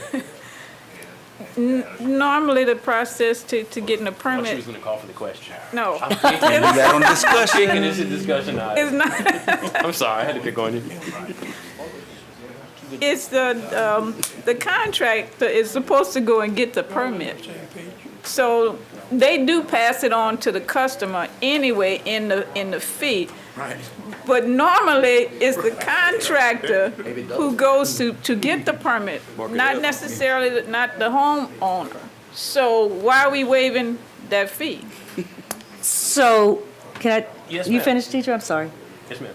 So, first of all, that's not always the case, because when I was getting ready to get my fence installed, I came and got the permit from Jimmy, okay? And so, that's not always the case. That's the first thing. The second thing is that I've worked in corporate for 30 years, and every corporate organization that I worked in always had some sort of philanthropy to give back to the community, because they were making money on the community. Third thing is, and you do it because you do kids' cuts and all of that, so you give back because that's the people that support you. So that's your philanthropic way of giving back to the community. Third thing is that this is taxpayer money. This is money that they put in there for us to give them services. And all I'm saying is that we're going to use their money wisely. And so at that particular point, when it's probably the worst possible time in their life, why are we asking them for that permit? We can just say, look, waive the permit fee, because contractors will come here, they're going to try and scam people regardless. There are going to be people come with no contract, they're going to go try and hook things up, and Jimmy's going to find them, and then he's going to have to go in and say, you need a permit, because that happens too. Okay, but with your fence issue, you can buy that fence permit. You can't buy an electrical permit, you can't buy a plumbing permit, and you can't buy an HVAC permit. That's right. That is bought by the contractor, because they have to have a state license in the Okay. city. Okay? Okay, So I just want to get that but still, I mean, straight. But Okay, a I fence- understand what you're saying. A fence permit, you can buy it and put your own fence. But when it comes to electrical, plumbing, and AC, you got to have a state license okay, in the city. that makes sense. Still say we can still waive it, and that way the cost isn't passed back to the customer. Okay, Dustin, you had your hand up, then Jeff. I have one more comment. Sure, that's why we're here. Okay, so Don't ever feel I've bad. heard you say taxpayer money, right? This is taxpayer money.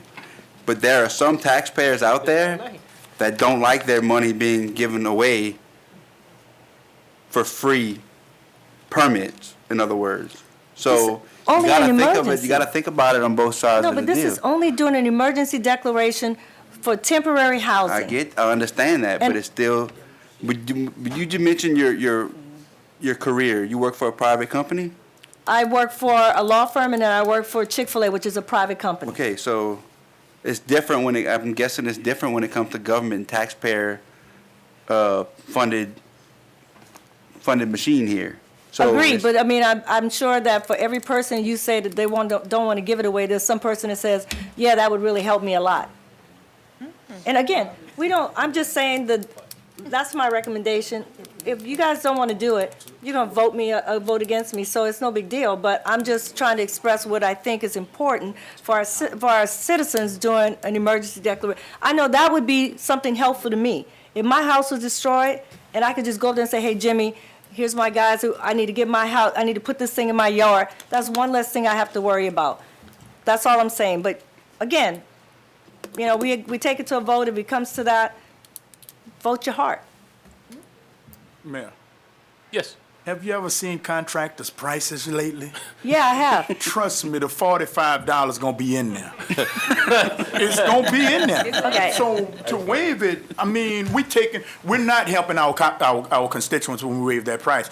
We're helping the contractors, and they're gonna be making money all over this state, and they ain't gonna be giving nothing back to nobody.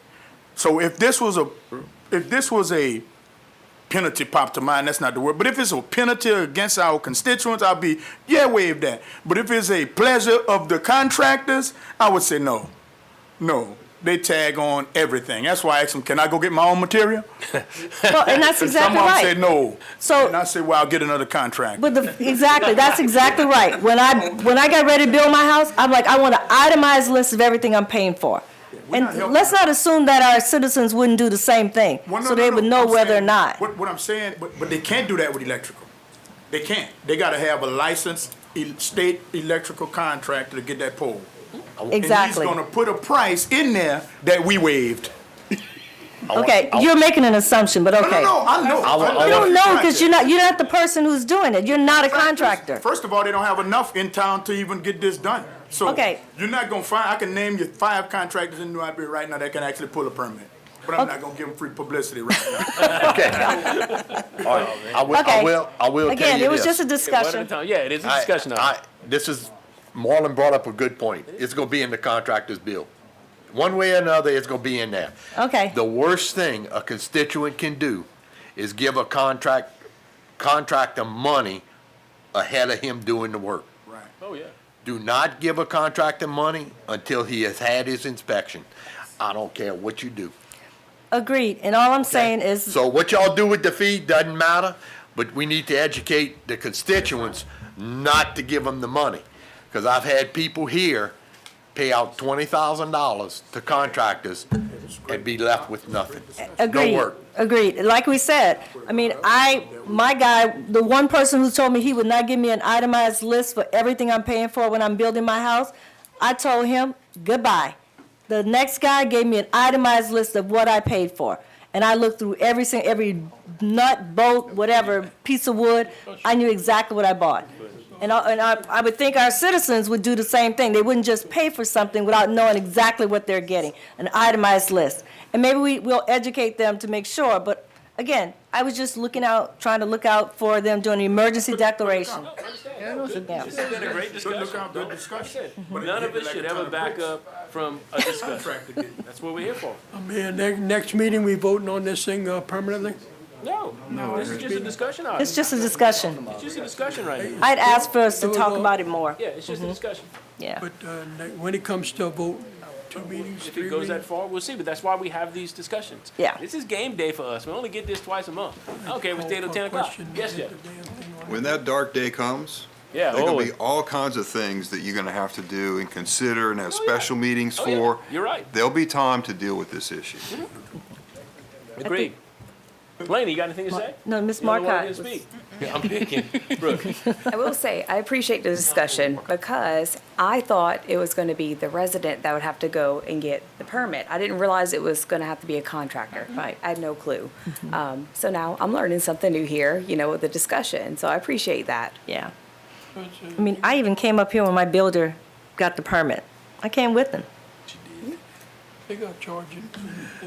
All right, any other discussion? And this was a really good discussion item. And the good news is we have one more. So, are we done on this one?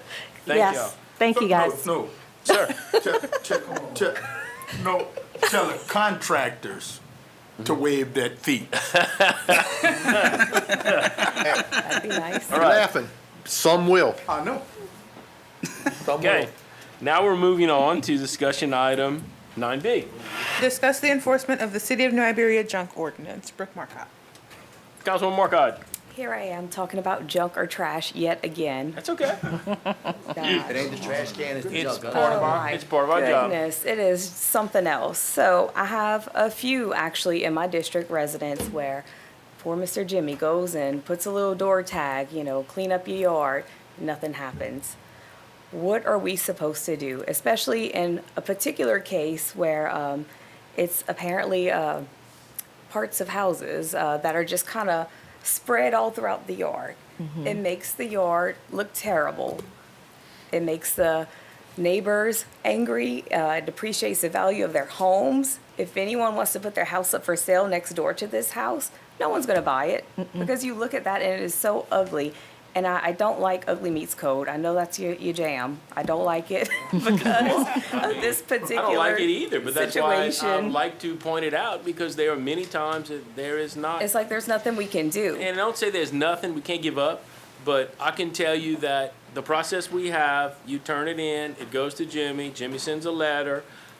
Before our crews clean up, they take photographs and they land on my desk, because there's nobody else. They come on my desk and I mark everything and ask Jimmy, ask Margie, ask Joe with Public Works, let's go clean it up. I sit there with a highlighter and I mark every single thing that we're gonna go pick up, because I have to worry about the liability and the lawsuits of this city. It's part of my job. The buck stops with me. So there are things that have value. If it's a ratty boat trailer, if it's a ratty boat, if it's a lawnmower, if it's a pile of wood but it's decent looking, okay, I'm gonna mark that it has value. That means we're not picking it up. If it's old tires, yes. But I can't take something that has a license plate on it. I can't take a trailer. I can't take a four-wheeler. I don't know if that four-wheeler runs. So what's So- the answer? Well, I was It's a thinking, process. So it's Public almost- Works goes and they pick up the worst of the junk, okay? What you tell them to pick. What I tell them to pick up. Right. Okay, and then there are times that people call back, there's still a boat. Yeah, but it's on a trailer, it's not pretty, it's on a trailer, it's a movable, it has a license on it. I can't say go pick that up, because we're gonna get sued. We're gonna get a lawsuit of, you took my boat. Can we almost amend like our? We need a tidiness ordinance or something, which sounds crazy, I know, but like, if this person has bricks randomly spread out throughout his yard, we're gonna call that pieces of a house as construction material, or siding just randomly spread out throughout the yard. We can't touch it, but it's trashy looking. I mean, I just don't know what else to I know, do. but we don't live in an HOA. I was You know? thinking HOA. I mean, I'm not being ugly. Right, that's what it is. But could we? Why I say ugly meets code, because there are some things that, it poses no threat. Look, an antique brick sells for $1 to $1.25 a piece, all right? So if you got 1,000 of them, you got some money. I mean, that's just the way it works. So if you got those bricks stacked in your yard, there's nothing, you should go sell them to a contractor, but there's nothing they're not gonna rot, they're not a public safety issue, they're not any danger to anybody. I can't say go throw those 1,000 bricks away. So this sets the tone for other neighbors to say, okay, well, I'm just gonna have random items just spread throughout my yard and make the entire city look trashy. Like, I feel like that's where this could possibly go. Yes, ma'am. So are we able to amend the junk ordinance to say certain items can't be in the front yard? How you know if they got value or not? I'm not saying that they have, whether or not they have value, What? they can't be in the front yard. You put them in your backyard. Maybe. Wait, now this particular house we talking about is on a corner. And there's no fenced-in Yeah, there's no backyard. fence. There's all But we five. shouldn't make rules about one particular I thing. know, No. I know, but Because talking I- about, no, I'm thinking I about know. some, I got same issues And in it my, is- my Oh, we have them district. all It's over. we have them all widespread. over. It's widespread. It's all This- over. That's this what I one- want to point out. Every that, district. Yeah. You don't Yeah. make rules for one instance, but And we I think have this one's quite a few. particularly getting so much attention. People were actually supposed to come and speak on it, but they didn't come tonight. It's because it is on a corner lot, and so you see it from all And there's no different fence. directions. I It's know. on a busy street. Also, the situation with not being able to touch anything under someone's carport. We can't You can go- see under their carport, and Told it's from the beginning, crazy I can't go on looking. porches and I can't go into carports. I But don't know. It are has we to be able to hidden amend it? me. The junk ordinance? I mean, we can amend anything, but we have an attorney who's going to keep us out of the weeds. Well, I mean, Because I hate people parking in their front yard. Well, That's terrible. yeah, but that's your right. We do live in America. That kind of falls under a subdivision ordinance. No, we do. Parking. I know, but You can we have the power. We're the Oh, legislators. that's a Oh, but we I'm waiving the joking. fees. sticky thing. I know you are. I'm sorry, Jeff. I mean, you got several different things that could be done that none of which are perfect. I mean, if a neighbor's doing something that's a nuisance, it's a civil action, neighbor versus neighbor anywhere. Those are tough. If you have building restrictions, if you have a neighborhood with building restrictions, that's not HOA stuff, just a regular subdivision. Most of them have something in there about keeping a tidy place and, you know, all that. Those are tough to enforce because they're usually interpreted very narrowly. The last resort is government, you know, and we get involved when things get to the public safety issues. You know, if you've got piles of wood and it's termites and it's rats and all that kind of stuff, that's a public safety I can thing. get you. Could we legislate tidiness? I mean, some places do that, you know, but they got the money to do that, and they got the money to enforce it, and they've got the public that'll stand for it. You know, you have some communities that are so tightly regulated by the local government that you can't build what you want, you can't do what you want. I don't know how you make an ordinance that makes everybody happy about what they look at every day. I don't know how you do that. And I don't know how you enforce that. I mean, I'll clean up my carport. I got the message, but I got some junk on there. But That's pretty good. I do. I have some things I need to pick up. But, That's funny. you know, at some point, it's not a government solution. Now, I had a complaint in my neighborhood. One of my neighbors complained about another neighbor, so I picked up the phone. And I called the neighbor down the street and I said, look, they're calling me. Can we do something about this? You know, maybe picking up the phone would help. I don't know. Maybe not. But I don't know how, can we try to do this? Yes. Are we gonna be successful in solving all these problems? No, I don't think so. I don't think government can do all this. Mr. Broussard. We have some parish properties in the city on our main entrance coming into town. Yeah, some carve-outs. And some fellas, they want to pull that junk from the back of the building to the front and dare us to move it. You know, I like to work with the parish too, to see how we can clean up our right-of-ways coming into town. And maybe get together with them. So there's a discussion here. That's some of the worst we have. Mr. Garcia, Chairman, you're fighting a fella, I think never you gonna know it come in to there, a you're meeting fighting somebody. Hey, Done. let's all work together. I see your problem. I think you're addressing the issue too. But it is part of the city trouble, is that we have some parish properties in the middle of the city Yeah, carve-outs. that, you know, that, well, that parish has a little spot they're working on. They got on this fella's idea and they brought it to the front and dared him to touch it. Car boxes? I don't know what it is, but there's something to address about the parish properties coming into town, if we can work as a partner to clean those up too. Good point. So, well, you didn't talk yet. All I wanted to say, I like the front yard idea. I mean, it looked like to me, I mean, get it out the front yard. Yeah. But I definitely was thinking HOA. Most of these things are held at that, you know, HOA level, you know, where they don't allow this and, you know, they make you cut your grass after 2 weeks and they make you clean your garage or keep it down, you know, or whatever. But I mean, a lot of these neighborhoods are older, but well-kept neighborhoods by the people that have lived there for a long time, that kept up their stuff. And then somebody probably got there at the same time with them and just felt like, I ain't doing what they're doing over there. And that's the problem. I just think it's gonna always be with us, but I like the idea for a compromise, trying to make them clean up their front yard. Yeah. I mean, there's how, I'm not even gonna, look, I don't want nobody to get mad with me. Everybody, it's in your district, it's right borderline our district. Man, I'm lean. You know, sometimes people just get too much stuff, man. They Yeah. just get too much stuff and they don't know what to do with it. Trust me, I have several of them. Literally, they went out there, they so say cleaned up, but, I mean, 2 weeks later, it was a disaster. a disaster. I have like 4 or 5 of them like that.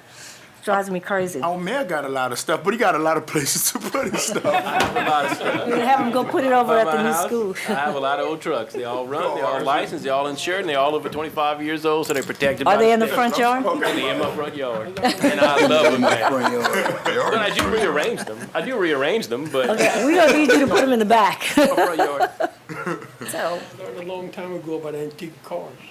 I just want everyone to imagine you have this house that you keep your yard so super nice. Your next door neighbor has all kinds of random stuff spread throughout the yard. Parts of cars, parts of lawnmowers, construction equipment just spread throughout the yard. So your only option, because the city won't do anything about it apparently, is what I'm getting right now. You have to take them to court, and then what? Nothing is gonna say that they have to do anything, you know. We don't have an ordinance to say they have to. Right. And that depreciates the value of your home. You cannot even get out of the situation. Right. Because No no one's one gonna is buy gonna it. buy your house with that next door. Nobody. Unless you sell Right. it for super cheap, then they'll rent it.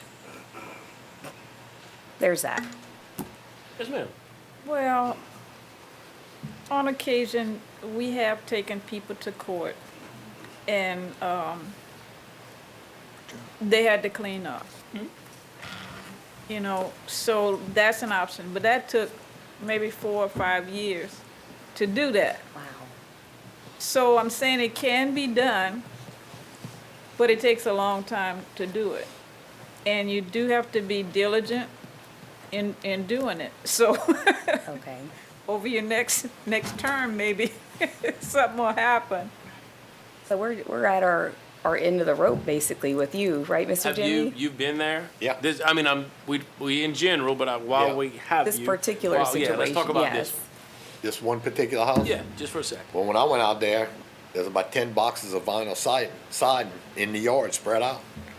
I think I sent you the pictures. You did. And there's lawnmowers, you know, and that's part of the problem.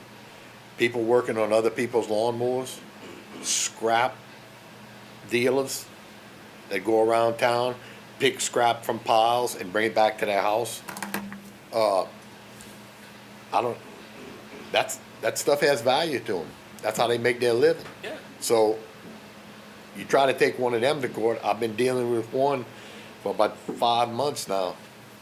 And they went to court yesterday. Yard's not clean. But what is the court gonna make them do? Right. I have no idea. And we are trying. We have a couple, we have You a know. few that are operating businesses that shouldn't be, and we brought them to court. This is the first time we've done this. Our city prosecutor is game to help us and to be proactive with some of this, but I don't know what the results are gonna be yet, you know? So we are trying. I don't want people to think we're not doing anything. You know, we do clean up quite a few properties with Jimmy's the process that Jimmy handles overseas is not Jimmy's process, but we do through our junk ordinance clean up quite a few properties. We are trying some new things in court, but they're brand new. I'm not sure where we're gonna land. So I don't want to turn a blind eye like, oh, there's nothing we're gonna do. Please don't take away that. But there are things that when they have value, we run into risk of saying, you know, we're picking that up and throwing it away. You know, when it's junk, I got no problem. I want to mark as much as there are times that I make them go back and take more pictures so that I can see even clearer to say, okay, I can get Oh, other you things. need to go back and get this, and Yeah, this. yeah. And I'll go ride by, and if I see something, I'll call them up and say, hey, I think we can go to, I rode by, we can go get this too. But it starts with the pictures to identify, you know, and then I go from there. But I don't want people to give up on our system. It does work, but we also live in America and people have rights. And things have value. And people drag things home that have value. I don't know where they get them from. You know, I can't rob people to satisfy somebody else or somebody else's opinion because, you know, some things are ugly, but they meet code. Yes, sir. And it's really hard to draft something that's clear about what's prohibited, you know, because something's got value to one person and not another. Yeah. Beauty's People's in the taste eye are- of the beholder. Yeah, I mean, you know, and people just live different lives. Yeah. In a town like this, you know, not everybody lives the same life, and it's really tough to have an ordinance that's so tight that it regulates things like that like an HOA does. Well, we're also a very diverse town. Yeah. You know, 28% of our population live below the poverty line, another 20% are poor. That's 48% of our people. Not that wealth or money has anything to do with it, but we're very diverse. And you have people from the top of the game to, you know, at every spectrum, and everybody lives differently. So what one person values, you know, I mean, you got people that have cypress in their yard that they're never going to build anything with it. It doesn't rot, but there's piles of cypress that I find that I'm like, okay, what are you going to do with it? You know, it's worth $3.50 a board foot. Are you going to sell it? No. Or do you know, I am a scrapper. I'll knock on the door away from this job. Hey, you want to sell that cypress? You want to sell those bricks for $1 a brick? No, I don't want to. You know, there are people that hold on to things. You know, there's cars I tried to buy since I was 15 years old. And a couple of them are still in town. Well, they're not worth buying anymore. But, you know, you knock on the door, would you like, you know, I was the picker long before there was American Pickers. Would you want to sell that? Oh, no, one day I'm going to get to it. I mean, people have different, we're a very diverse town. We got, you know, every kind of person, which makes it fun. But on the flip side, you know, you're never going to be able to regulate what some people, you know, have value. It's just, you know, We could make them keep it neatly though, right? I don't know. maybe. Keep it in the backyard. I think we can make them Something like- keep it safely, and that's as far as we really can go.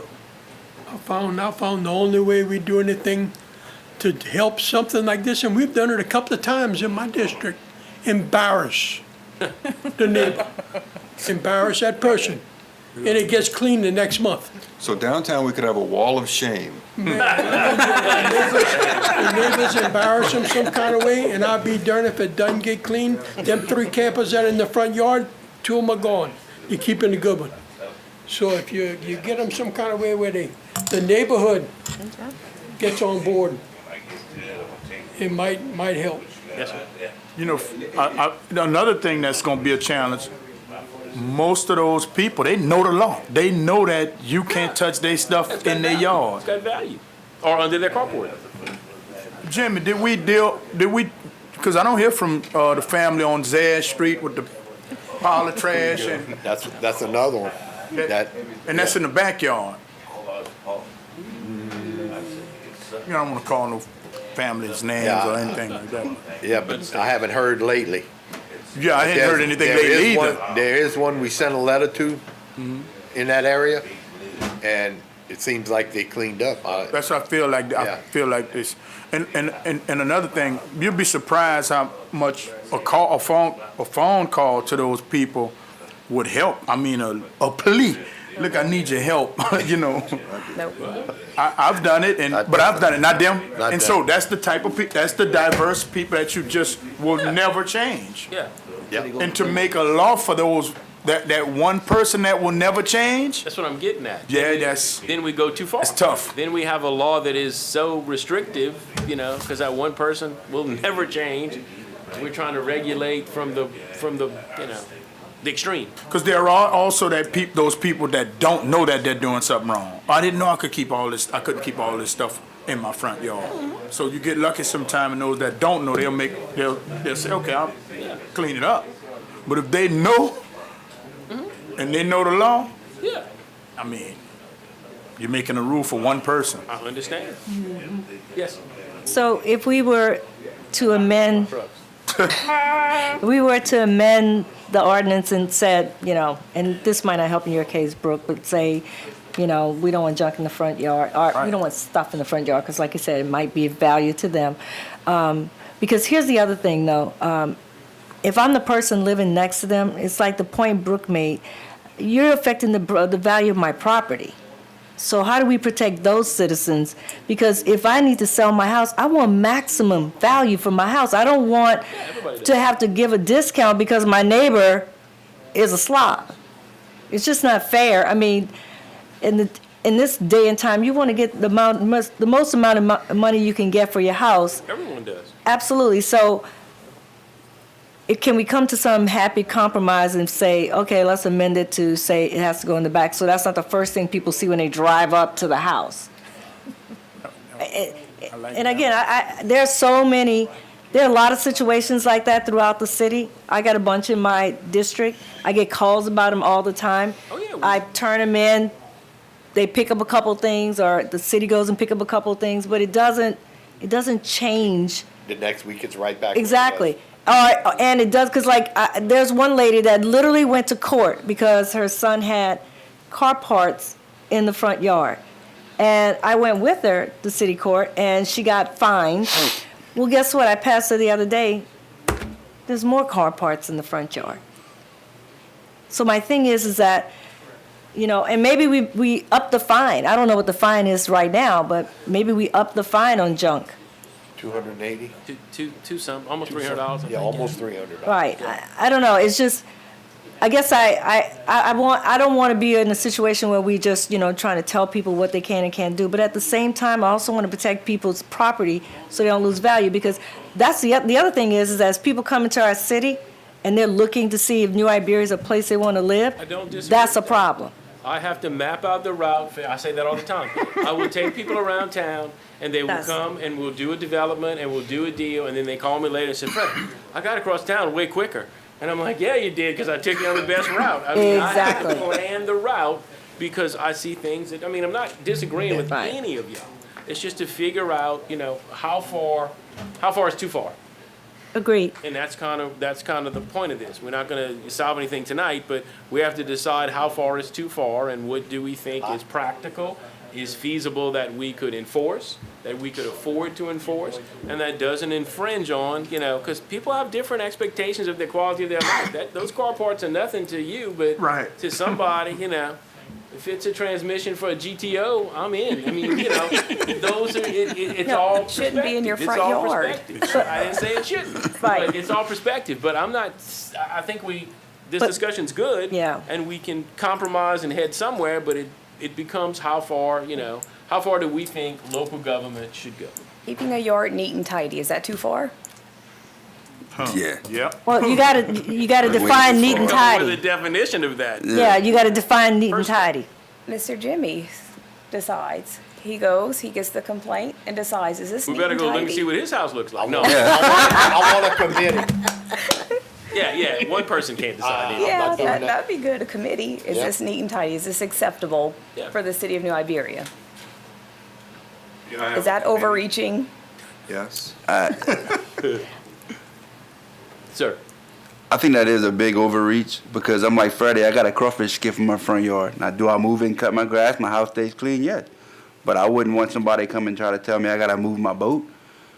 I mean, it just, you know, it's all about where you live and who you live by. I get it, I understand. Ugly meets cold, we say all the time. it's not. It's just, we can't, I had a What, complaint you can't about get the boat in someone. your backyard. You Can't have a boat. well, my backyard's not very big. Yeah. So Yeah. Storage, my storage shed is very small, by the way. public storage. That gets a little expensive. No, but here's the thing. Okay, So what I'm do your getting, no, favor. what I'm getting at is like I had a call saying, hey, the house was dirty.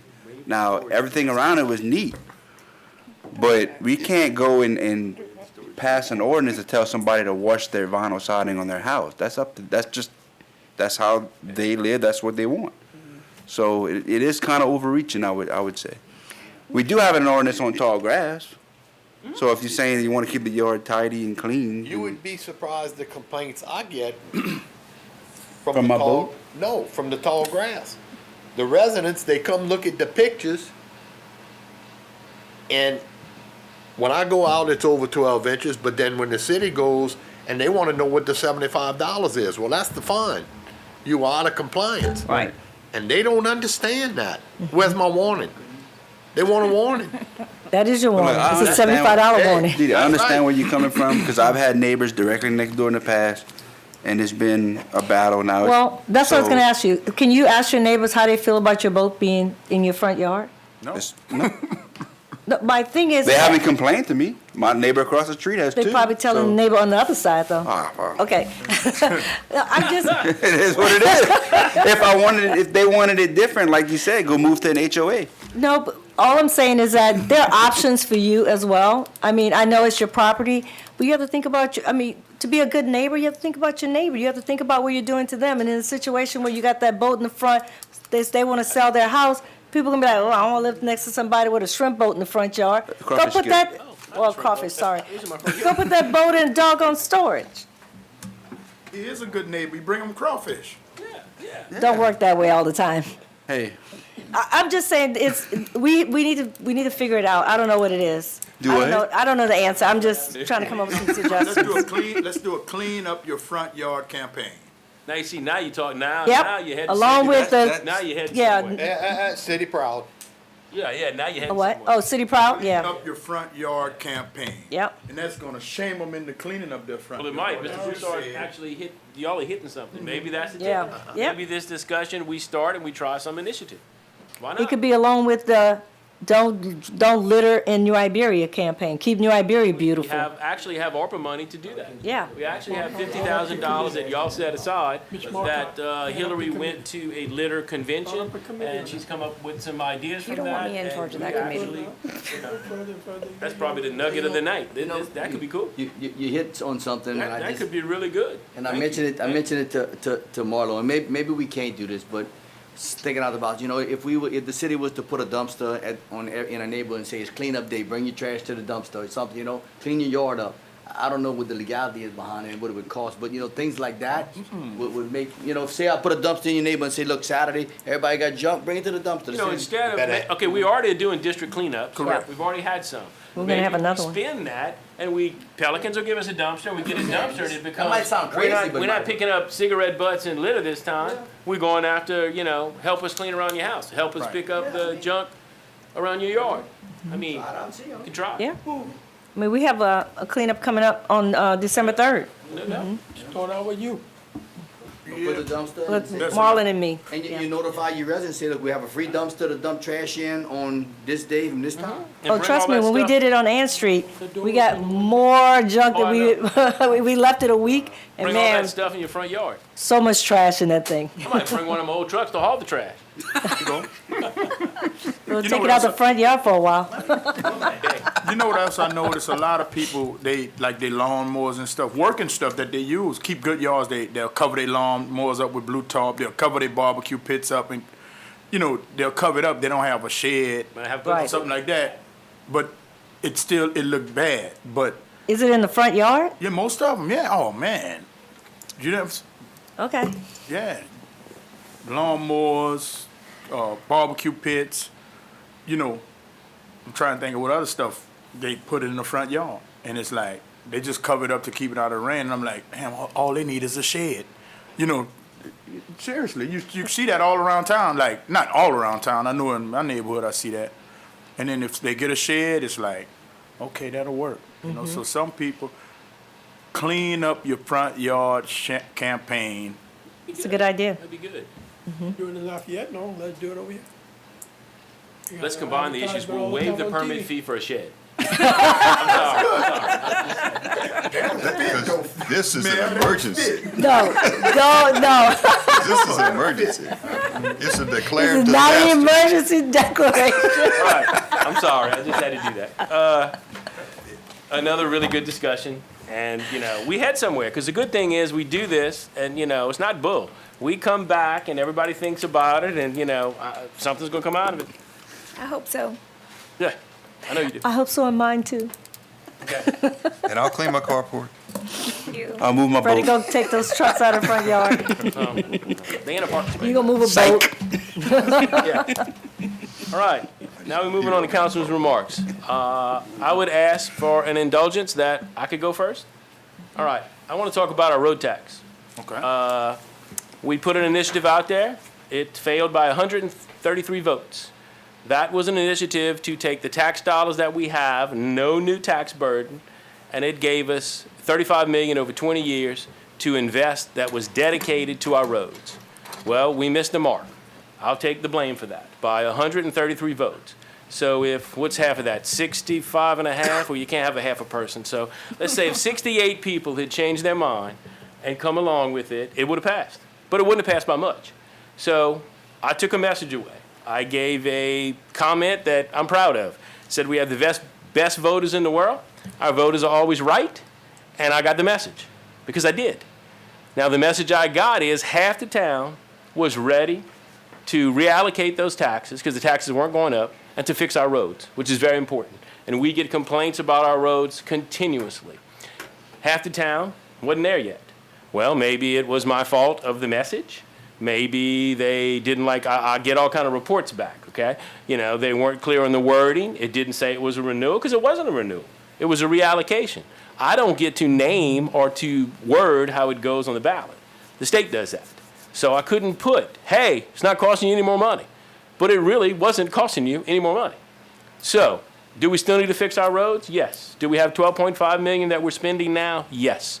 Do I think, and I'm a betting man, Marlon knows that, do I feel that at the end of the 12.5 million that we are spending, people are going to say, that's it? That's all it went? That's all we got done? Because we have so many roads to fix. Remember, 20% are good, 20%, about 20% we're addressing, and that leaves 60%. So in a year from now, when our citizens are saying, hey, what about more roads? Well, we don't have a plan in place to go further.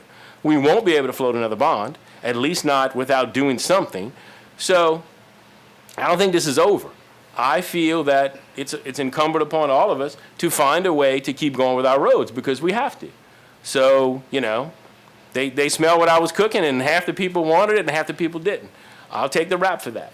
I think that we work together. You're going to see that I'll be reaching out to the community, and I'll be doing more than this, but I'm actually asking you if you voted no. Come and find me. When you see me at the Walmart, when you see me at Lowe's, I'm at Lowe's all the time. When you see me somewhere, stop and tell me why you voted no. And I have more coming for this, because we have to address the issue. People were calling me the next day and checking on me. I'm like, well, this wasn't about me. Look, let me tell you something. In the first 6 months that I was in office, I went through some battles, okay? I'd have jumped out that window if it took all this personal. I'm just trying to make the best decision for the city. I'm fine. I'm not mad. I'm not upset. But I realize we're going to get to a stopping point, and our roads aren't going to be done. So what we're asking is to help us find a way and a solution. I want to take the money that we have and utilize it to the best of my advantage. I prayed for somebody to come in office and have a business brain and think differently with the money that we collect. Do we collect enough money for everything? No, we don't. Do we have to prioritize? We do that at every meeting. We prioritize. Every meeting, you, the past council, the future council, and the future mayor, it's all how do we balance our expenses and our needs and keep our infrastructure up. We all know we spend $11.9 million, you can round it up to $12 million on our sewer this coming year. And if we don't, you know, we're going to be in danger of being back in a consent decree. So there's always another pressing problem. There's always another infrastructure issue. And we have done a fun job and a good job of trying to balance quality of life, trying to spend money in every district, trying to be the council and the mayor for the whole town, trying to really effectively change things for the better. But to do that, it takes money. So anything we can check off that list and say, all right, we have a plan for roads. We can check that off the list for the next few years. We can make that work with the money we have. Check it off the list. That's how we keep doing new things and innovative things where we're trying to change this city for the better. So I'm not done talking about roads. I would like to invite everybody that voted no, tell me why you voted no. You know, when I already have talked to people who said, well, it didn't say it was a renewal, so I voted no. Well, I wasn't sure. One lady told me I didn't like that it said landscaping in it. It was actually associated with the road. It was all for the roads. That was just to be able to do hydroseeding or whatever if you put a new road in, if you do road work. It was dedicated to the roads. I promise you, whatever we do in the future, just like anything else I've done, it's dedicated so that myself, a new council, or a new mayor can't change that. But we are going to have to continue to look for a solution. So you'll see over the next couple of weeks, I'll be reaching out. I got a little plan. I want public input, and we'll go from there. Do we have a new plan yet? No, we don't. But I can tell you that if I give up, I've been knocked down a whole bunch of times. If you know me, I get back up. So for me, I have to address this challenge, or I will spend the next 2 years after we finish next year, for sure the next year. I don't know if, God willing, I'm going to get another term. You just don't know that. But for the last year that I'm in office, I'll be sitting here saying, well, can't do any more roads. What a cop-out. I don't want it to be because I didn't try. I have seen public leaders who say, my council doesn't get along with me, I can't do anything.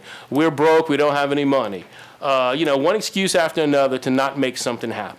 I might go down with the ship, and that's fine, but it ain't gonna be because I made a bunch of excuses. So if you voted no, come find me. That's it for tonight. And so now I'll start with Brooke. Okay. Thank you. This week is Hunger and Homelessness Awareness Week.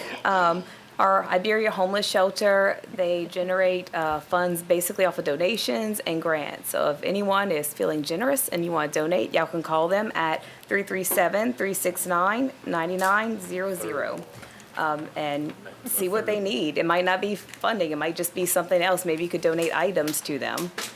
Also, yesterday, I was able to, me and Miss Dee Dee went to a meeting with the USDA. There apparently was 2 meetings, and I went to one of them. And so that was really interesting, the different things that you can get for like very low interest rate, different loans. So if you're interested in checking that out, there's a website. It's rd.usda.gov. You can also fill out an application there just to see if you qualify. Also, I hope everyone has a happy Thanksgiving next week. That's it. Thank you. Yes, sir. Yeah, Freddie, I'm gonna start off by giving condolences, man, and I appreciate you allowing us to use public comment for this stuff. I'm sorry, Councilman remarks. Man, we lost a giant in my community in the education, Mr. Verge Osbury, but he lived a good life. Senior. Verge Osbury Senior, thank you. He lived a good life, 92 years old. That's awesome. I talked to his son and his wife, and both of them really, they were really in a good place. They realized that he lived 92 years and made an impact on several people's lives. So I definitely want to give my condolences to the Osbury, the Welcome family, and all his friends and family, and the people, his students, all the people whose lives they touch.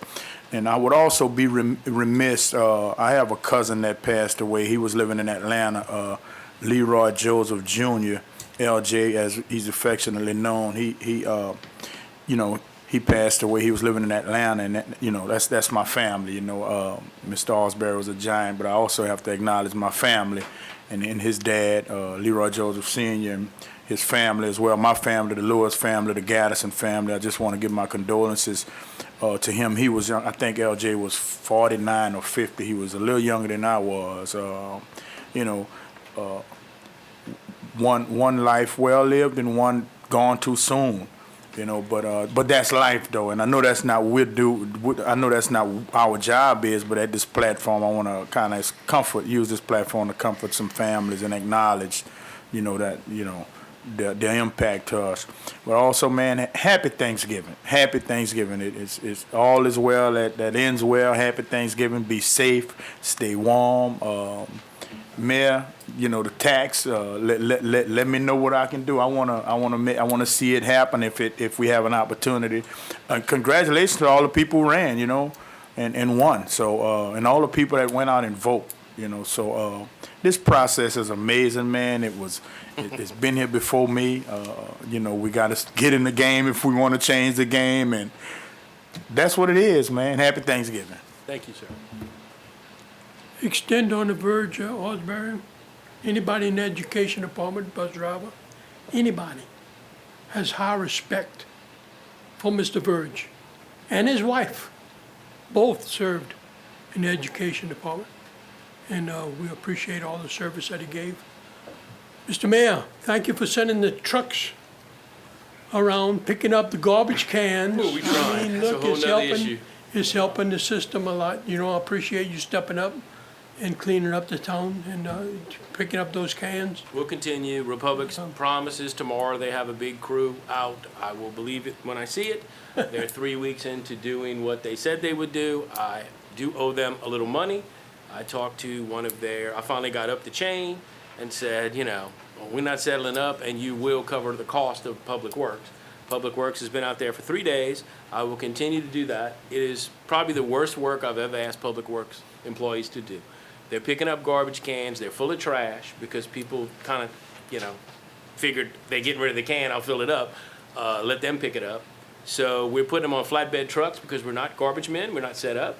We have to bring them to Public Works. We're dumping them into backhoe buckets, and it's nasty. And then we're taking the backhoe and dumping it into a dumpster.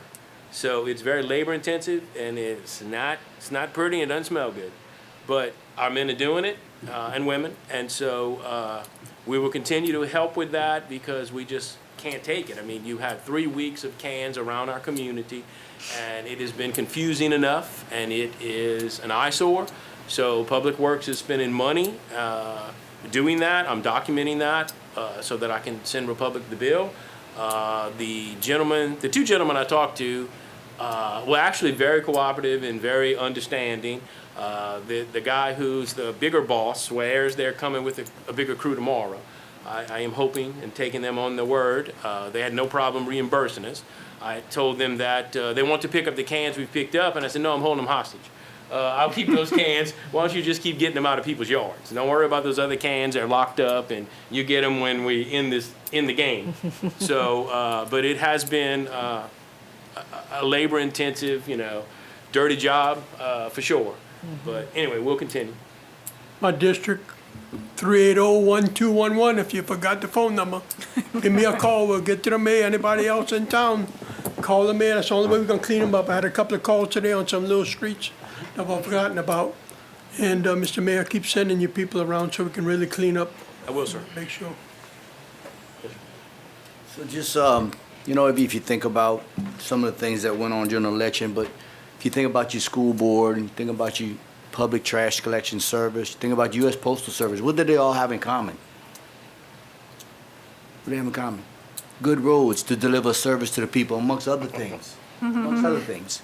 So when somebody's gonna come and say they can't pick up your garbage because they got a bad road in front of their house, there's nothing you can do. I heard the message loud and clear, and I'm not a quitter. And I'll stand up here in public tonight in front of this TV and say, next time, if we ever get a chance to put something up, I'm gonna stand on the corner next to the ones who got the no sign and say, vote yes. It's public service. We need it for our community to grow. We need it for our community to prosper. And it supports everything that we promise these people that we'll provide. So I'm in support of it if we get the next chance, and wholeheartedly give 120%. I gave 100 this time, but I'll give 120 or 200 next time. But on another note, a lot of us talked about charitable givings and stuff. We have a big event coming December 6th in FoodNet for families. The Clerk of Courts is sponsoring FoodNet this year for Iberia Parish, so we're looking for volunteers, and obviously we're looking for people to donate. We're going to be out there collecting canned goods for the underprivileged people in our community and distribute them. And be honest with you, the pantries are empty right now, so we're trying to restock them. But I think it's just a great event to support the people that can't afford to do the things that we have. And if you want to volunteer, get in touch with me or Wes Robertson, David Dish, and we're going to definitely try to help you guys out and get y'all to donate. We even go pick them up if we have to. But December the 6th, mark it on your calendar. Thank you. Yes, ma'am. I want to offer condolences to the Osbury family also. I was able to attend the services this morning, and it truly was a celebration to a life well lived. I also want to thank Mr. Gashasan, who's been called out several times today, Man. for his donation to our Thanksgiving dinner that we had on last Thursday. Thank you very much.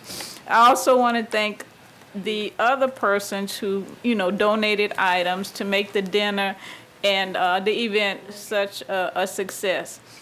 Mr. Landry and Ms. Broad did presentations, and I thank them for coming out and answering questions during that time.